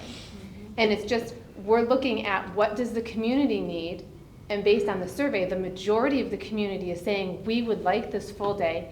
And then also, just as important, we're looking at our budget. And we're saying, what does the financials part of this say? What does the finance say? Because that's our responsibility to the community. Not only meeting their needs, but saying, hey, how are we being responsible with your money? Are we offering you half day? Because we've always done half day, and it's shorter for these little kids, but it's going to cost you money? Or are we saying, when we look at this money that we're spending of yours, and this is what your needs are saying you want, and this is what's more fiscally responsible, how are we choosing to spend that? I think we're at the point we need to just decide instead of, because we're going to meet whose needs we're going to meet, we're going to not meet the needs that we're not going to meet. And that's going to be the case whether it's 3 full day plus a half day or 3 half days plus a full, whatever Sure. conglomeration. People can choose to attend, choose not to attend. But I don't think ironing out details like that right now in this setting is really, And ultimately, like we're not it's- getting farther in this discussion. Ultimately, tell me if I'm wrong, I might be wrong, it's the superintendent's recommendation to the board. Ultimately, you want our support behind that, right? Because you're gonna put a budget together. But ultimately, like, it's you assessing all this data, the voices of the community, the board, and making a decision and putting that recommendation in front of us. We're not voting on anything. Yeah. I just think in the end, when we walk out of here tonight, and I do think the conversation is still healthy for us, because when we walk out of here tonight and I say to Principal Meyer, we're gonna go full speed ahead with full day pre-K, you guys need to know what that means for us financially. I wouldn't stand in front of you this evening and tell you that we're in the beginning stages of budget development. I wouldn't stand here and say that it is my recommendation that we go to 3 sections of full day pre-K if I didn't think that that was the most imperative decision that we're gonna make in terms of revenue generation for this budget. When you look at it, we're gonna build a conservative budget, and even in revenue, but let's say that they lift the cap and we have all 52 kids, and I hear you, that maybe they will not all come. In our survey, there was 11 families that asked for full day, that when asked this follow-up question, if we remain half day, will your kids be coming? And they said no. So there were 11 hard no's.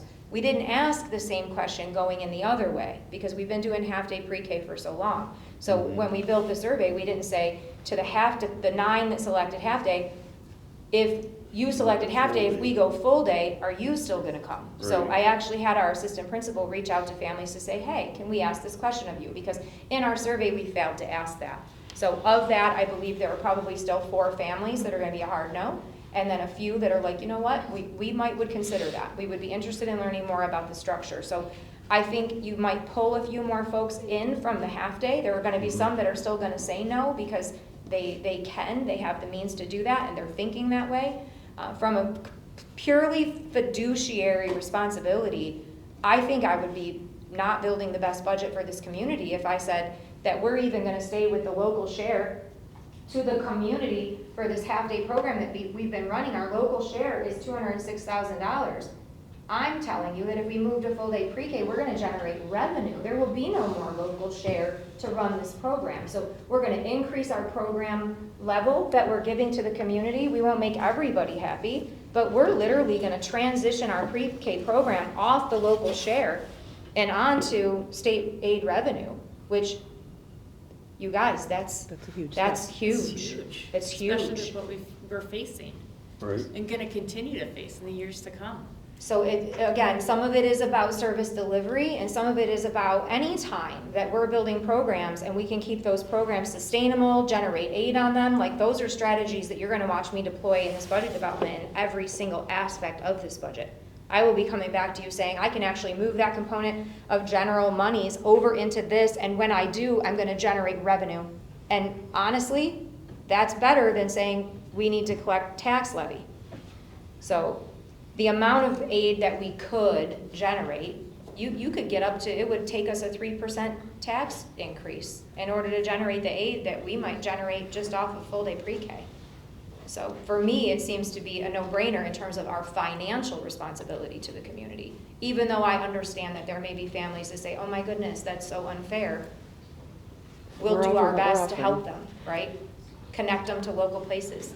Can we have, for parents that are in the position of sending their kids next fall to school or deciding if they're going to, when can they expect to know what our plan is? Because I feel as a parent, when you're in that position, that's pretty stressful not knowing what you're doing. My goal would be to walk out of here tonight and be the last school district in the Genesee Valley BOCES to announce that we offer full-day pre-K, and let Michelle build her parent information night and start to learn from families what they need. That will also give us a good running start going into budget season. And Becky, on our district calendar, we do have a pre-K night already on there, but we get back You from need a break. direction to go. I do, in. so that I Parents can need a give direction. information to the best that I can as soon as possible, whether it be a letter from Dr. Chanel. Obviously, we will have the parent information night, but I can't collect all the information and create a schedule and see what it's gonna look like and all of the things that as a parent you would wanna know coming to that information night. So it was scheduled for the 25th of February, that is too soon, but I would like to do it at least at the end of March. Okay.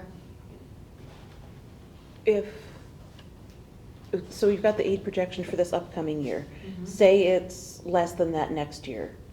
Does the program offering change for the next year's budget development? We talked about that at our last board meeting. Like, I think in the end, first of all, it's rare that you see an aid increase and then that it goes away, Right. I think if anything, and as much to maybe some dismay, you're probably gonna watch the state of New York try to fully fund 4-year-olds, and then you're probably gonna watch them try to go and fund 3-year-olds. Yeah, So- they're gonna incentivize it more. Yeah, so do I think that it'll probably take us another 20 years before we see 3-year-olds? Yeah, but I think you're gonna watch it happen in the cities.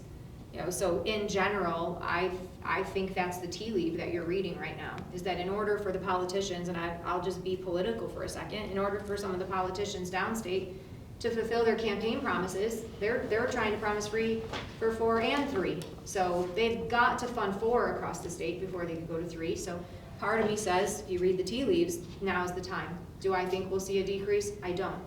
If we're sitting in a different place next year, I do think it's our responsibility to pay attention to the landscape. If I have to sit here next year and say, we are not gonna run 3 sections of full-day pre-K, I will sit here and say it, and say the same things. We have a fiduciary responsibility to the community. And so if the local share all of a sudden skyrockets, I would be talking about, oh my goodness, right? We've gotta try to bring that local share back Close it down up. into what our community can tolerate. Thank you. Absolutely. Great question. My concern with this whole thing is that we're building our plans off of a proposed budget that is generous, and it does look really good. I like the cost perspectives for our community if those numbers hit. But we won't know until April, right? I think that's when the state budget gets voted on. And so there's gonna be a lot of negotiating back and forth. And so I apologize. I feel like this is the second time I've said the same thing. Like we're advancing discussion when we're not going to have concrete numbers for 2 months, but we're trying to plan things out. like Worst part of next budget month. development in a public school, is it not? Yeah, what does it hurt to know, to have some clarity on the 32 students, on the $10,000? How harmful would that be to the families to not have that clarity? Because if we're building a budget and we don't have those numbers and there's still cost share to the taxpayers, that's significant. Like you said, that's a potential of almost 4 to 5% of our total budget if those numbers aren't there. Brennan, will you pull that spreadsheet back up?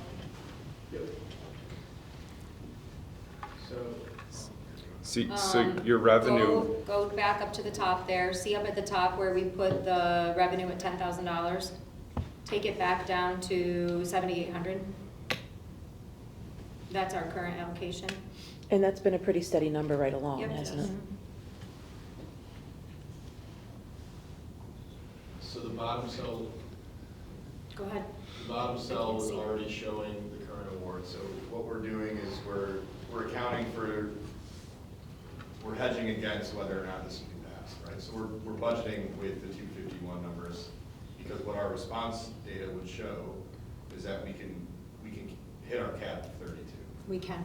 So we can build 3 sections with an aid amount of 251, with a local share amount of 107, with our baseline being that 206, 253. So by budgeting the 251 and not even getting into, will we get 10K, will the cap be lifted, is that going to be the PPA, we're still reducing on the expense side to build this program.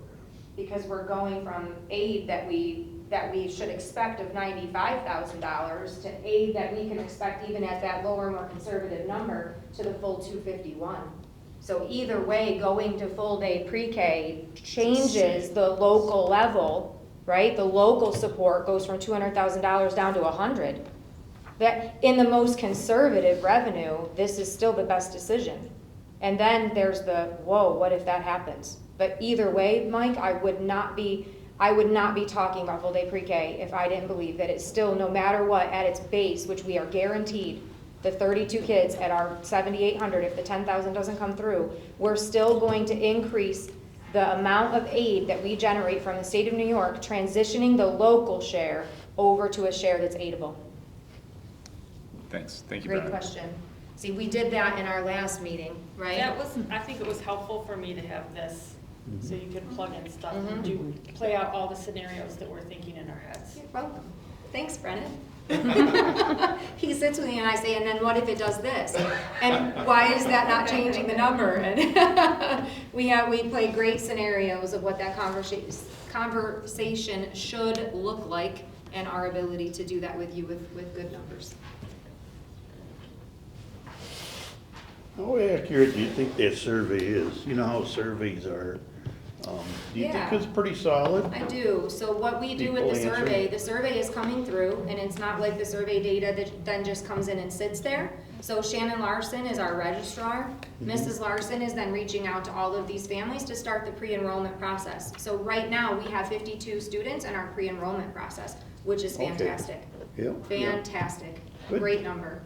And again, I think I shared with you guys last time, if you think about our current sections, we're in 3 sections in every other grade level. This looks like we might have canvassed almost everyone in terms of who's out there at this age level. Perhaps the last thing that I guess I would just say then, assuming that this is what we're going to do, I mean, I understand the budgetary thing. Yeah. I'm more on the philosophical, whatever. Can we assure that this pre-K program is play-oriented? Absolutely. I mean, that would probably be the, if you're going to have 3.5 or 4-year-olds who have to sit in a chair, that's not so good. Yeah, that's definitely not what pre-K classrooms look like. So if you've been, it's definitely It has not. to be, it actually has to be, and that's what the information night would allow me to do, is to explain to the community exactly what that would look like. I did a little bit of that a couple meetings ago. It does have to be play-based, they do have to have rest. Actually, the food that they provide is very to the count. Everything is accounted for. So the type of experience that a child has there is very play-based, social. They start, again, for us and our goals, it's early intervention all day. Which is And I certainly amazing. understand all that. I'm just, as I say, I'm trying to represent the moms that I talk to. Sure. Yeah, which is And, very and fair. certainly my own experience and even some of my friends who are older, and what we did is different than what people are doing these days. I understand all that, but I just wanted to share my Of course, thing. of course. I think having different perspectives is important for our board, and that we're not all on the same page, right? That we're all coming from, bringing in different angles. I think that's important. But I think the way they structure things over there, I think it's gonna work out great. Even though I had my thoughts about it, I got a lot of confidence in it. I think they'll do a nice job for the little kids. Oh, and one other last thing that somebody mentioned to me was that, and I'm not familiar with this, that some of the other school districts don't start as early as we do. Is that true? For Well- other kids? So in other words, getting, what time would this start? 8 o'clock? We said, what, remind me, Michelle, I'd have I to. said 8, preliminary, I said 8 to 2, so that we could accommodate parent drop-off away from the buses and pick up away from the buses. So would it be 8 to 2:30, depending on the wraparound care? Again, that's, I wouldn't make it longer. that part I don't know. Yeah, make it long, but it's a matter of first thing in the morning. Okay, that was just, these are just some of the comments that I. Yes, absolutely, absolutely. Anything else that hasn't been said? Any comments? All right, next up, acceptable use policy in the Board of Education. So last board meeting, Becca brought up that she was unable to watch YouTube videos when she was logged into her school board account. So I've done a little bit of I digging. went to watch the board meeting, The board and I meeting, could not. the board meeting, not your Oh. Are you having my comments?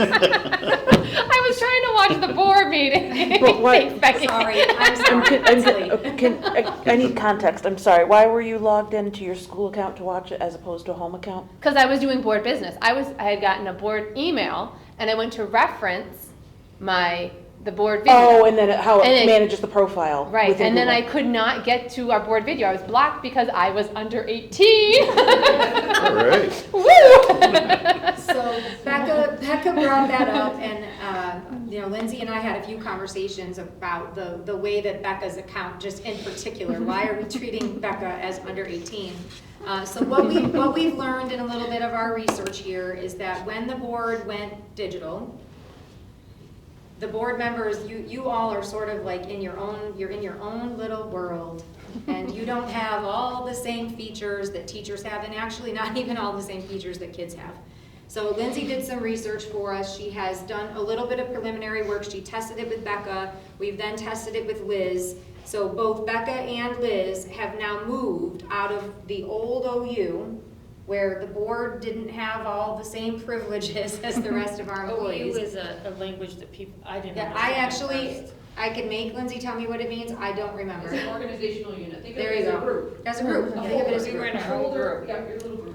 So in order to give Becca any kind of permissions to be able to do the things that she wanted to do, we had to pull her over into an OU that's gonna give her those permissions. In order to do that, Becca has now had to join the land of the teacher. The new OU. So she's in a new OU, but to have these permissions, now she's not, let's call it quarantined. Now she's not like over there. So what she does now, when she's logged in, her emails, all of those things could actually jeopardize our system. Right now she's not segregated from the rest of us. So in order to do that, Becca has had to sign an acceptable use policy. She has done two-factor authentication to be able to get into her email. And we have tested those things with her. She logged in tonight by herself, and she now has access like she's grown. So will this be pushed out to the rest of us? So the question is, we found a problem, we've identified the solution. You can come over to the other side if you would like, join the other OU. I would say set up a meeting with Lindsay to get in her office. She would have to do, I think we said two-factor authentication first, and then bring you over into the new OU, and then have you blend in with the rest of the adults in our organization, sign the acceptable use policy. It's gonna give you more flexibility inside of the system. If you don't want that flexibility inside of the system, you can stay right where you are.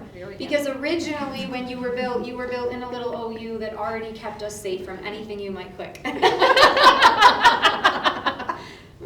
Which is a good thing. Yeah, I've only just noticed that when you're logged into your email and you click a new tab on your home computer, it tells you that your profile is managed. Is that, like, I noticed in the last week or two. Is that a new thing? Well, It gives you a whole different, like, I'll log into email using my browser on my home computer, and then I'll, like, open a new tab or a new window, and it'll say, oh, this profile is managed, because it still thinks I'm logged into my school email account. which I'm like, if I want to, on my own computer, go do my own thing, why is this reaching its hand out I would to have me? to see it, like the next It's time weird. that happens to you, if you could just Oh, take a sure, screenshot sure. of it. Like in general, our stuff is all managed, so you're managed through Google Admin. Right, but I wasn't logged in to any, it was like a whole new browser window I opened up. You weren't And doing it's board still- business, you go on your computer, Right, and it pulls that as a reference like that. Like, say I logged Gmail on I'd my have to see laptop what at your Google home. profile looks like at the top when you Right, but open like a if new I go to a tab. new window, I wouldn't, it still thinks I'm logging in as me from here. I've but had that, not- that's happened to me It's before. weird, it's like, hey, I can do this is my computer, this isn't a school Right. managed device. I Like, transition back back and off. forth between profiles, Paper's so pretty good. New tabs don't change your profiles. Pardon? Opening new tabs don't change your profile. Yeah, but it's like I can click to a different window that I had open previously, and it's fine. But it, like any subsequent ones, it was weird. when that happens to you again, I take a will- screenshot of it, and then we'll know exactly what's happening to you, Will and do. we'll dissect it for you. But if you want to move into the new OU, please reach out to Lindsay directly. She'll set up a time with you for you to come into campus, and she'll get you all situated. You will have to do it for the first time on campus, and it can't happen on a Chromebook. So we're gonna have to get you on an actual computer to get you switched over. It's not that hard, I will say. Does it, okay, apply, like if you're using Gmail on your phone, are buttons that have to be clicked for it to work from that, or only on a desktop client?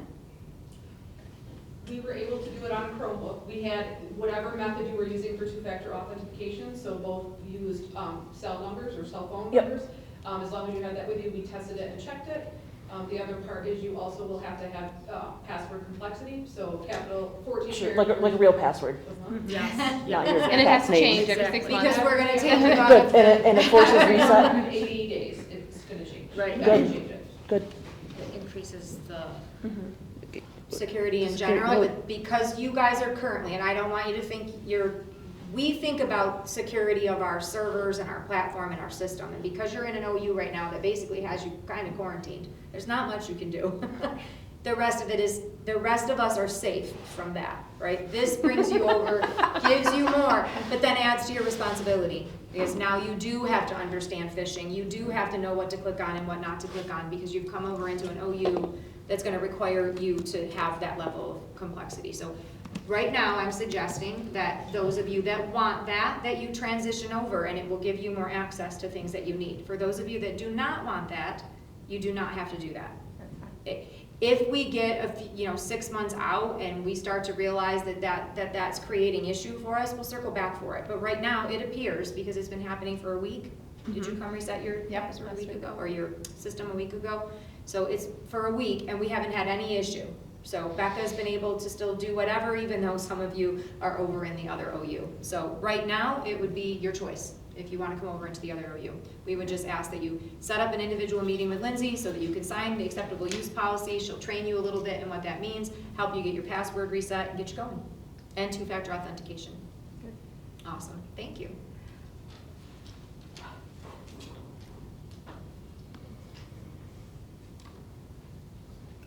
is it me? I think I'm done. We're gonna move to old business. There is no old business, so we're gonna move to new business.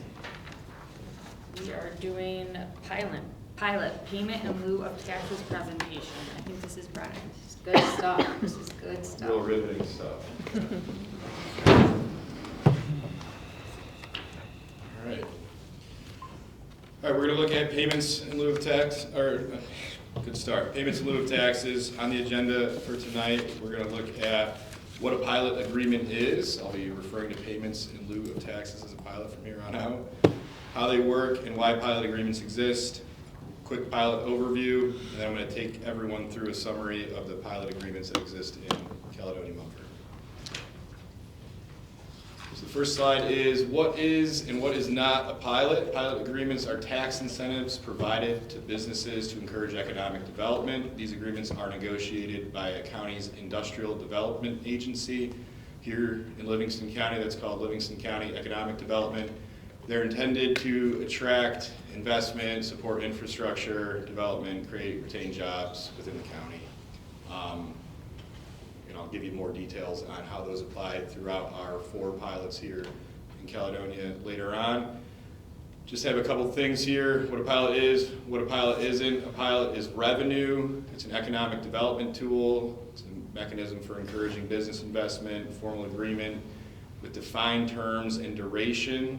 We'll talk about those durations a little later. Establishes a payment schedule instead of full property taxes, in lieu of taxes. And payments are set in advance and often phased in over time, usually increasing. A pilot is not part of the tax levy, it's separate. It's not a full tax exemption for these companies. It does not eliminate payments to the school district. This is revenue that we receive annually per the agreement or per each agreement. And a pilot is not an agreement the district negotiates. It's something we can be a part of if the IDA approves it. We can sit at the table and be party to negotiations and offer our input, but it's not necessarily something we have final say on. We don't have anything to do with closing or final documents. It doesn't reduce the tax levy adopted by the board, and it does not guarantee lower or higher taxes for individual property owners.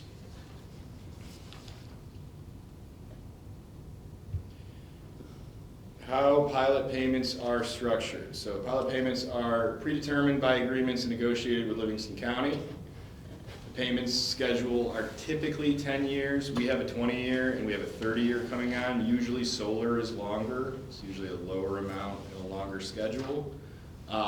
Payments generally increase over time. For example, we usually see like a 1% increase over time with solar. We have another one coming up I'll talk about later with Commodity Resource Corporation. That one steadily increases over time, and once it comes off and into the roll, kind of mirrors what it would be once it enters our tax roll again. And pilots change how revenue is collected, not whether or not the district receives revenue. I know I already said that, but I'm going to keep reinforcing that. Go ahead. All right, pilot payments are separate from the tax levy. They're to be they help us calculate the tax cap, but they are not part of the levy itself. They're included in our revenue. I said it again, offset a portion of the budget that would otherwise be supported by traditional property taxes. So it is revenue that we may not receive otherwise. It's important to designate that. And they do not change the levy adopted by the board. It's only considered in the cap calculation, which we'll go over later tonight. Pilots are factored into the state's tax cap for the prior year, the increase to the tax cap, and for the current year, a decrease to the tax cap. So the prior year, and I'll take you through that calculation later on for tax cap again. I'm just showing you how they're considered. And in our case, because our pilots are pretty flat in terms of revenue, they pretty much wash each other out every year in terms of that increase. All right, go to the next slide here. Here are our 4 pilots that exist here, 3 of which we'll receive payments for in the 26-27 fiscal year. 1 is still pending, and it's not going to come onto our revenue this year for closing documentation. So the first one, if you go to the next slide for me, is Amp Me Up LLC. The LLC that owns this, or the company that owns this, is Upstate Breaker Wholesale Supply, which is a e-commerce centered distributor. They're in year 4 of their pilot agreement. It started 22-23, sunsets in 2032-33. This year's payments, it says estimated because this is subject to be adjusted based on how tax rates are calculated once we get to July and have all those calculations with all the other considerations that have to be made. So it's set to be at $10,717.78, and through the life of this pilot, we expect a revenue per the schedule of $192,000. Go to the next one. This pilot is nearing its end. We're in our last 2 years going into this fiscal year. This is Commodity Resource Corporation. Just to give another example of why pilots exist, this one was offered to the company in their application. There was a catastrophic fire back in 2014, and to support rebuilding and kind of phasing back into their production and revamping their facility to repair it. A pilot was offered. This year, they'll generate $130,000 of revenue for us through their pilot payment. Over the life of this agreement, it's been just under $600,000. I've talked to Livingston County about this one. They're pretty confident a pilot agreement will not be renewed or agreed to or even asked for. And so I have just to share the current assessment of this property. There'll be a $10.5 million property based on current assessment re-entering our tax roll.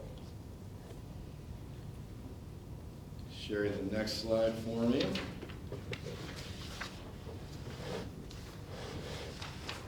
All right, Caledonia CSG is our first solar farm we're going to talk about.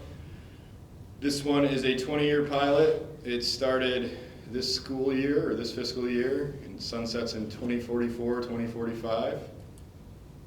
It has a 1% escalation every year, generates $3,300 a year. It's not the largest pilot that we have. And $80,000 for the life of the pilot. Do you know what the assessed value of that parcel is or property? I do not have that written down, but I can get that to you. Not a problem. Okay. I was curious. The next one is incoming solar, more solar. This one's a little bit more nuanced. They were supposed to come on our roll this year, or I shouldn't say roll, they were supposed to make their initial payment this year, but there's delays in their closing. They haven't signed their contract yet. So they're continuing negotiations, and these numbers will be dependent on the completion of those closing documents. But what we do know is the first payment is going to be about $9,200, and the life of the pilot should generate about $275,000 in revenue. What's important about this one is it's shared between Kelmum and Avon. So there's $184,000 in year one. We have 5% of this pilot. It's based on just the parcel and how it's laid out, that's all. So I'll provide updates on that as they come, but it doesn't, at this point, there's no way we can include this because it would impact our tax cap if they did make a payment, so that we'll have to be pushed back to 27, 28. All right, any questions on payments in lieu of taxes? Thank you. You're welcome. No, thank you yet. Now you gotta hear about tax cap.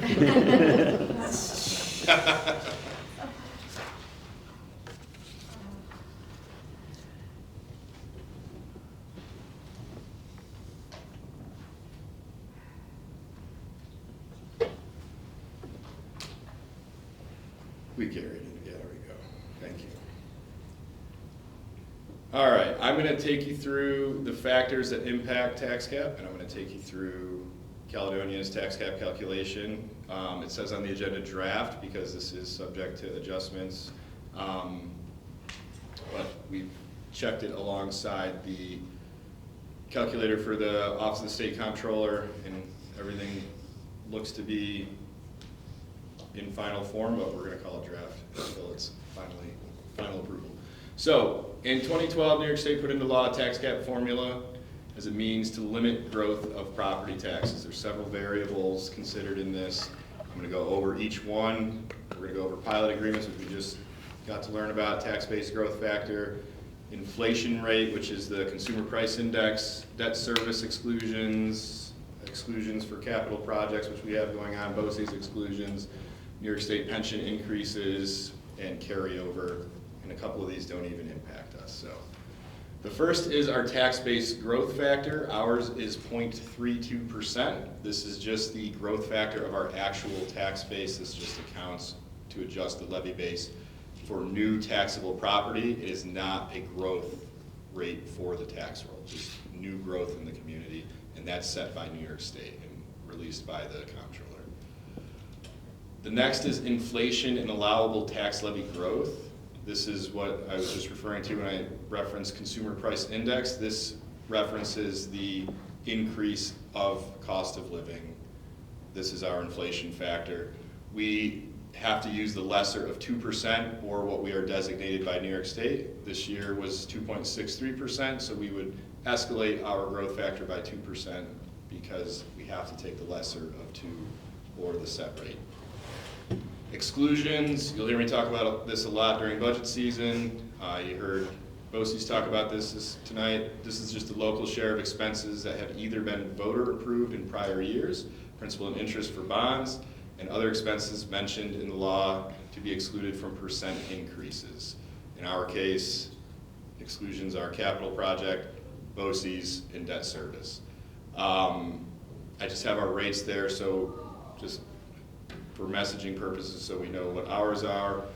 CalMum receives 84% in building aid and on capital projects, and 74% in transportation aid for buses.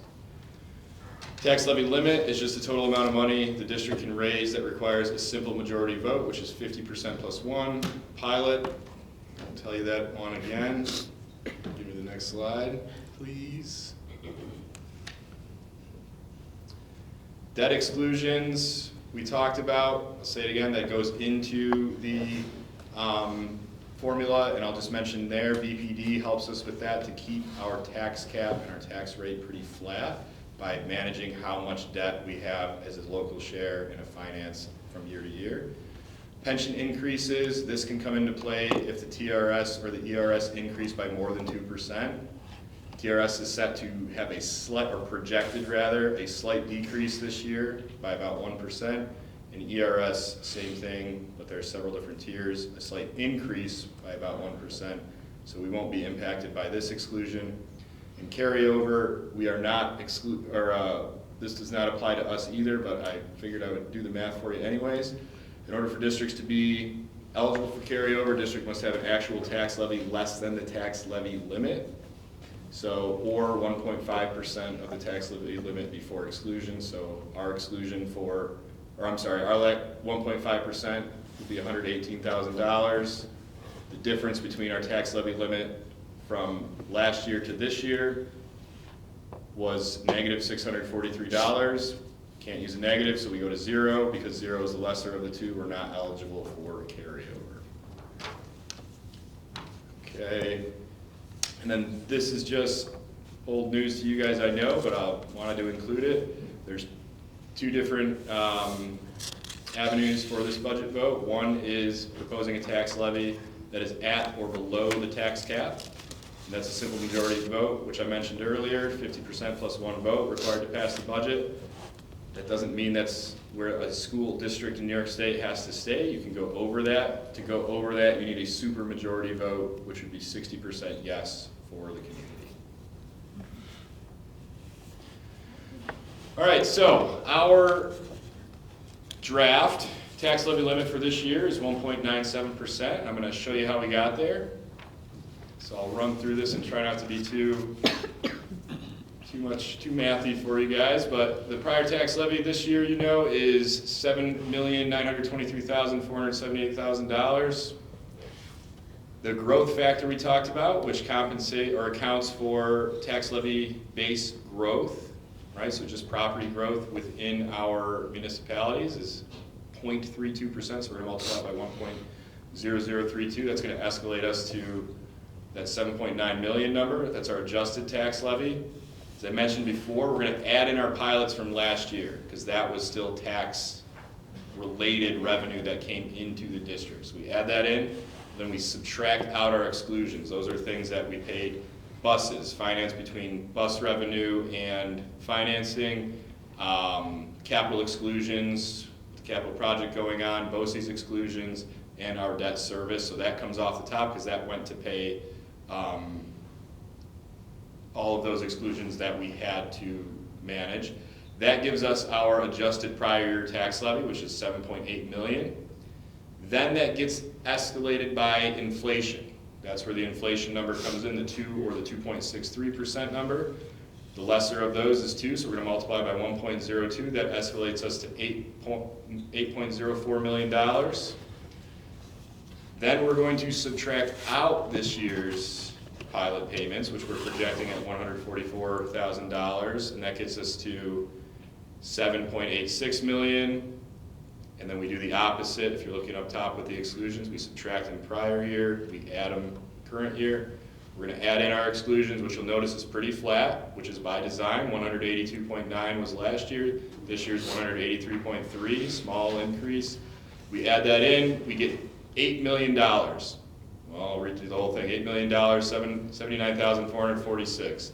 That's our maximum allowable tax cap. That's how much we can collect this year. That is an increase of 1.9684%.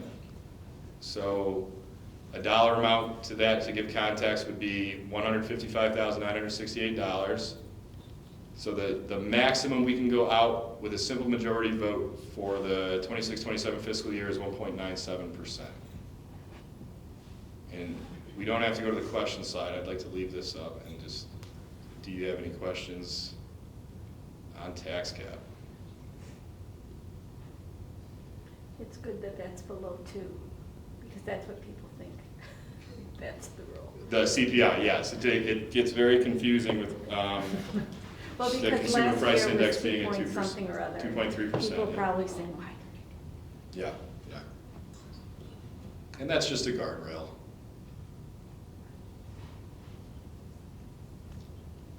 No questions? Taught math for a long time, I'm used to it. I'll just add that the exclusions being really flat is why we want an IMA. We want to continue to control that, which BPD does for us so well. Thanks, Brennan. Thank you. Brennan. Thank you. Thanks. Man, we're just full of really exciting things this year. This next one is the draft of the budget guidelines. So this won't take long. The board establishes budget guidelines each year, so that as we begin to build the budget, we've really outlined whose responsibility is what. So your budget guidelines for 26-27 actually read almost the same as last year's, because they do set sort of the expectation that the board has had around how we're going to do budget development. So the board will provide funds to support the district's mission, vision, and core beliefs. That is in fact what our budget is for. The board will develop a budget that will fulfill all contractual obligations, health and safety requirements, applicable state and federal mandates, and all of our legal requirements. The board will support the recruitment, hiring, and retention of employees of highest quality, so our budget will make sure that we account for that. The board will also provide fiscal accountability while maintaining the community's investment in facilities and infrastructure. You're always going to see those portions of our budget that make sure that we're taking very good care of our property. The board shall appropriate fund balance to offset the local tax levy while maintaining a long-term fiscal health strategy aligned to the district's reserve plan. That's actually the one that I made edits on. That for a couple of years has had an actual fixed number in it. Last year, after the budget, when we went back up for our second budget, we actually increased the amount of reserves that we were going to use to make sure that the budget was feasible for our community. So I've removed the number there because in the end, I think as we're building this budget, the board will be making those decisions along the way of what we think the community needs from us in budget development and how we will maximize and utilize our reserves to do that. Let's see, Sherry, you scrolled. What? Number 6, okay. The board will maintain financially prudent and sustainable reserve accounts. We have spent some time talking about what the reserves do for us and why we need them. So we certainly want to be in the habit of keeping our reserves healthy and our long-term fiscal health. Now the administration has some responsibilities in budget development. Administration will take into account the board's goals and make the necessary budget allocations with the aim of tightly controlling expenditure growth. We know that's an expectation of yours. The administration will provide high-quality professional development for its employees.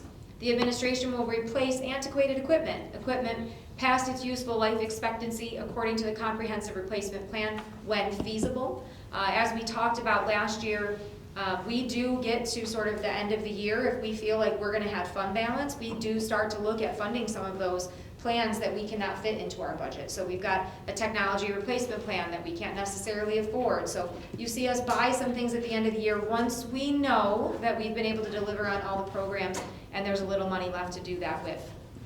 So you'll see that still. The administration will evaluate its debt service to maximize effectiveness.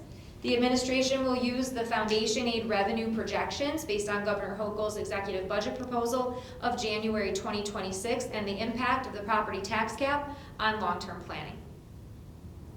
The district shall develop a budget with the goal of offering appropriate, regular, advanced and specialized programming that is of high quality and prepares students to be ethical, responsible, lifelong learners who are both college and career ready. And the district will maintain transparency by providing clear and accessible budget information to the school community and stakeholders. So these budget guidelines, as I said, they've not changed too much. We have maybe gotten a little bit more clarity around the roles and responsibilities in the last 2 years as we've made some edits to these. But now we are in draft. By the time we meet again, these will come out of draft and be final. So if you have any concerns, questions, comments, changes that you think we should discuss, we are certainly open to editing the guideline document. Looks Thank good, you. thanks. Thank you. Thank you. Thank you, Dr. Chanel. We're moving on to our final order of business, before moving into executive session. It's the first reading of board policy number 5681, school safety plans. This is the first read. It'll come back to us the 24th for approval. Dr. Chanel, would you like to speak to anything on that? Absolutely. So there has been changes in this particular policy because the school district now has to make sure that we are sending AEDs off campus. And I say that because we actually are pretty well equipped with AEDs. So let me talk a little bit about the change. The change does require AEDs to be around your facility, to be external AEDs where folks can get to them if they happen to be on our baseball field, our softball field, out on our track. We actually are pretty ahead of that. We've had a district, and as part of our district-wide safety plan, we've always had a section on AEDs, so we do a fairly decent job managing that. What I would say is the change in this policy is that now we are required to make sure that we have AEDs even off our campus if the event that we are holding is athletic in nature or that kids would be exerting themselves physically. So I'll give you an example. If we're gonna go to Perry School and we're gonna participate in a tennis match, we are gonna have access to an AED because the school will have it. But when we send our cross-country team to a park, there is no AED there. We will now be required by board policy and by state regulation that we are taking AEDs with us wherever we go. So things like field trips, like I think about the kids that go on the field trip and they're gonna play hard, climbing hay bales or whatever it is that they're doing, that we would be sending an AED. It also means that we're gonna be training our teachers in how to use an AED, so should they ever need one, they would know how to do it and not be learning it for the first time. You'll be glad to know that across the district, because we have so many teachers that actually coach for us, that there are so many folks inside the walls of our school that are trained not just in AED use, but also in CPR. AED will now be something that we will make sure we spread across our entire faculty. So those are really the big changes that this policy maps for us. AEDs cost us about $2,500 a piece. So this will increase the number of AEDs that we have to have, and we have already put in an order to make sure that we have enough AEDs to meet the board's updated policy. Thank you. Any questions? The maintenance cost of the AED, is it an annual maintenance or is it a? No, I'm actually gonna make Megan speak to it, just so I don't have to talk off the top of my head. Go ahead, Megan. Sure. We have a replacement plan to replace them every 3 years. They have an expiration date on them. The units that we have now don't require any other external parts. We used to have pads and batteries that expired at different times and everything else. Now they all come, and they're also all portable, every one of them. Even if they're in the lock boxes, like by the auditorium, that's a portable machine too.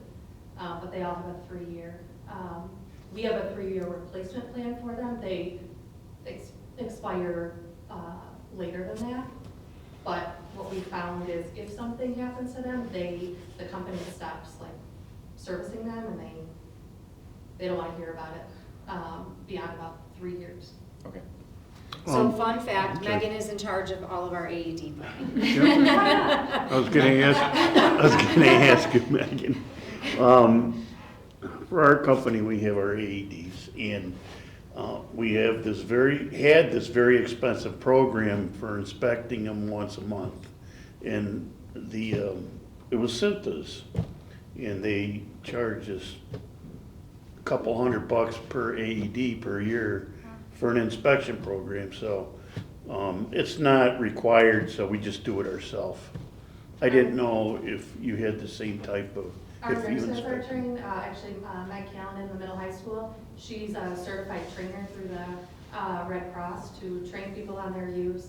And she goes and checks every AED in the district monthly. She keeps a log that she's seen it, she's tested it, and it's functioning. Okay, cool, Thank you. thanks.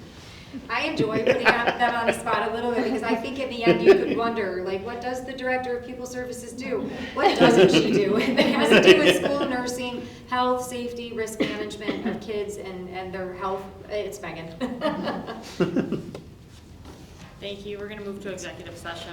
Resolved that the Board of Education adjourn to executive session at 8:09 PM for the purpose of discussing the following matters pursuant to public office law. Discussions concerning the employment and employment history of particular persons and matters leading to appointment, leave of absence, and resignation. Discussions related to collective negotiations with CMTA and confidential student records protected by FERPA. May I please have a motion, please? I'll make it. Motion by Arnie, second. Second. Second by Becca. All in favor say aye. Aye. Any opposed? That is carried 6-0. I cannot Can't make it, tell. can you? I'll be there. Thank you. Resolved that the Board of Education return to regular session at 9:08 PM. May I have a motion, please? I'll make it. Mike, second. Second? Peggy, all in favor say aye. Aye. Any opposed? Motion is carried. We're gonna move to personnel, 1 through 11. Number 1, approval of volunteer and interscholastic coaches. Number 2, approval of leave of absence. Number 3, appointment of mentor. Number 4, approval of MOA. Number 5, appointment of Behira LEA designee. Number 6, appointment of pest management coordinator. Number 7, appointment of consultant to the Department of Transportation. Number 8, appointment of middle high school musical choreographer. Number 9, resignation of cook manager for purpose of retirement. Number 10, approval of school to work students. Number 11, approval of substitute. May I have a motion, please? I'll make it. Arnie, second. Second? Peggy, second. Any discussion? All in favor say aye. Aye. Any opposed? That motion is carried 6-0. Move to adjournment. Resolved that the Board of Education adjourn the meeting of February 10th, 2026 at 9:09 PM. May I have a motion, please? I'll make it. Motion Mike, second. Second. Second Peggy. All in favor say aye. Aye. Aye. Any opposed? Motion carried. Have a good evening, everyone. See you, 2 weeks. 2 weeks, 4:30.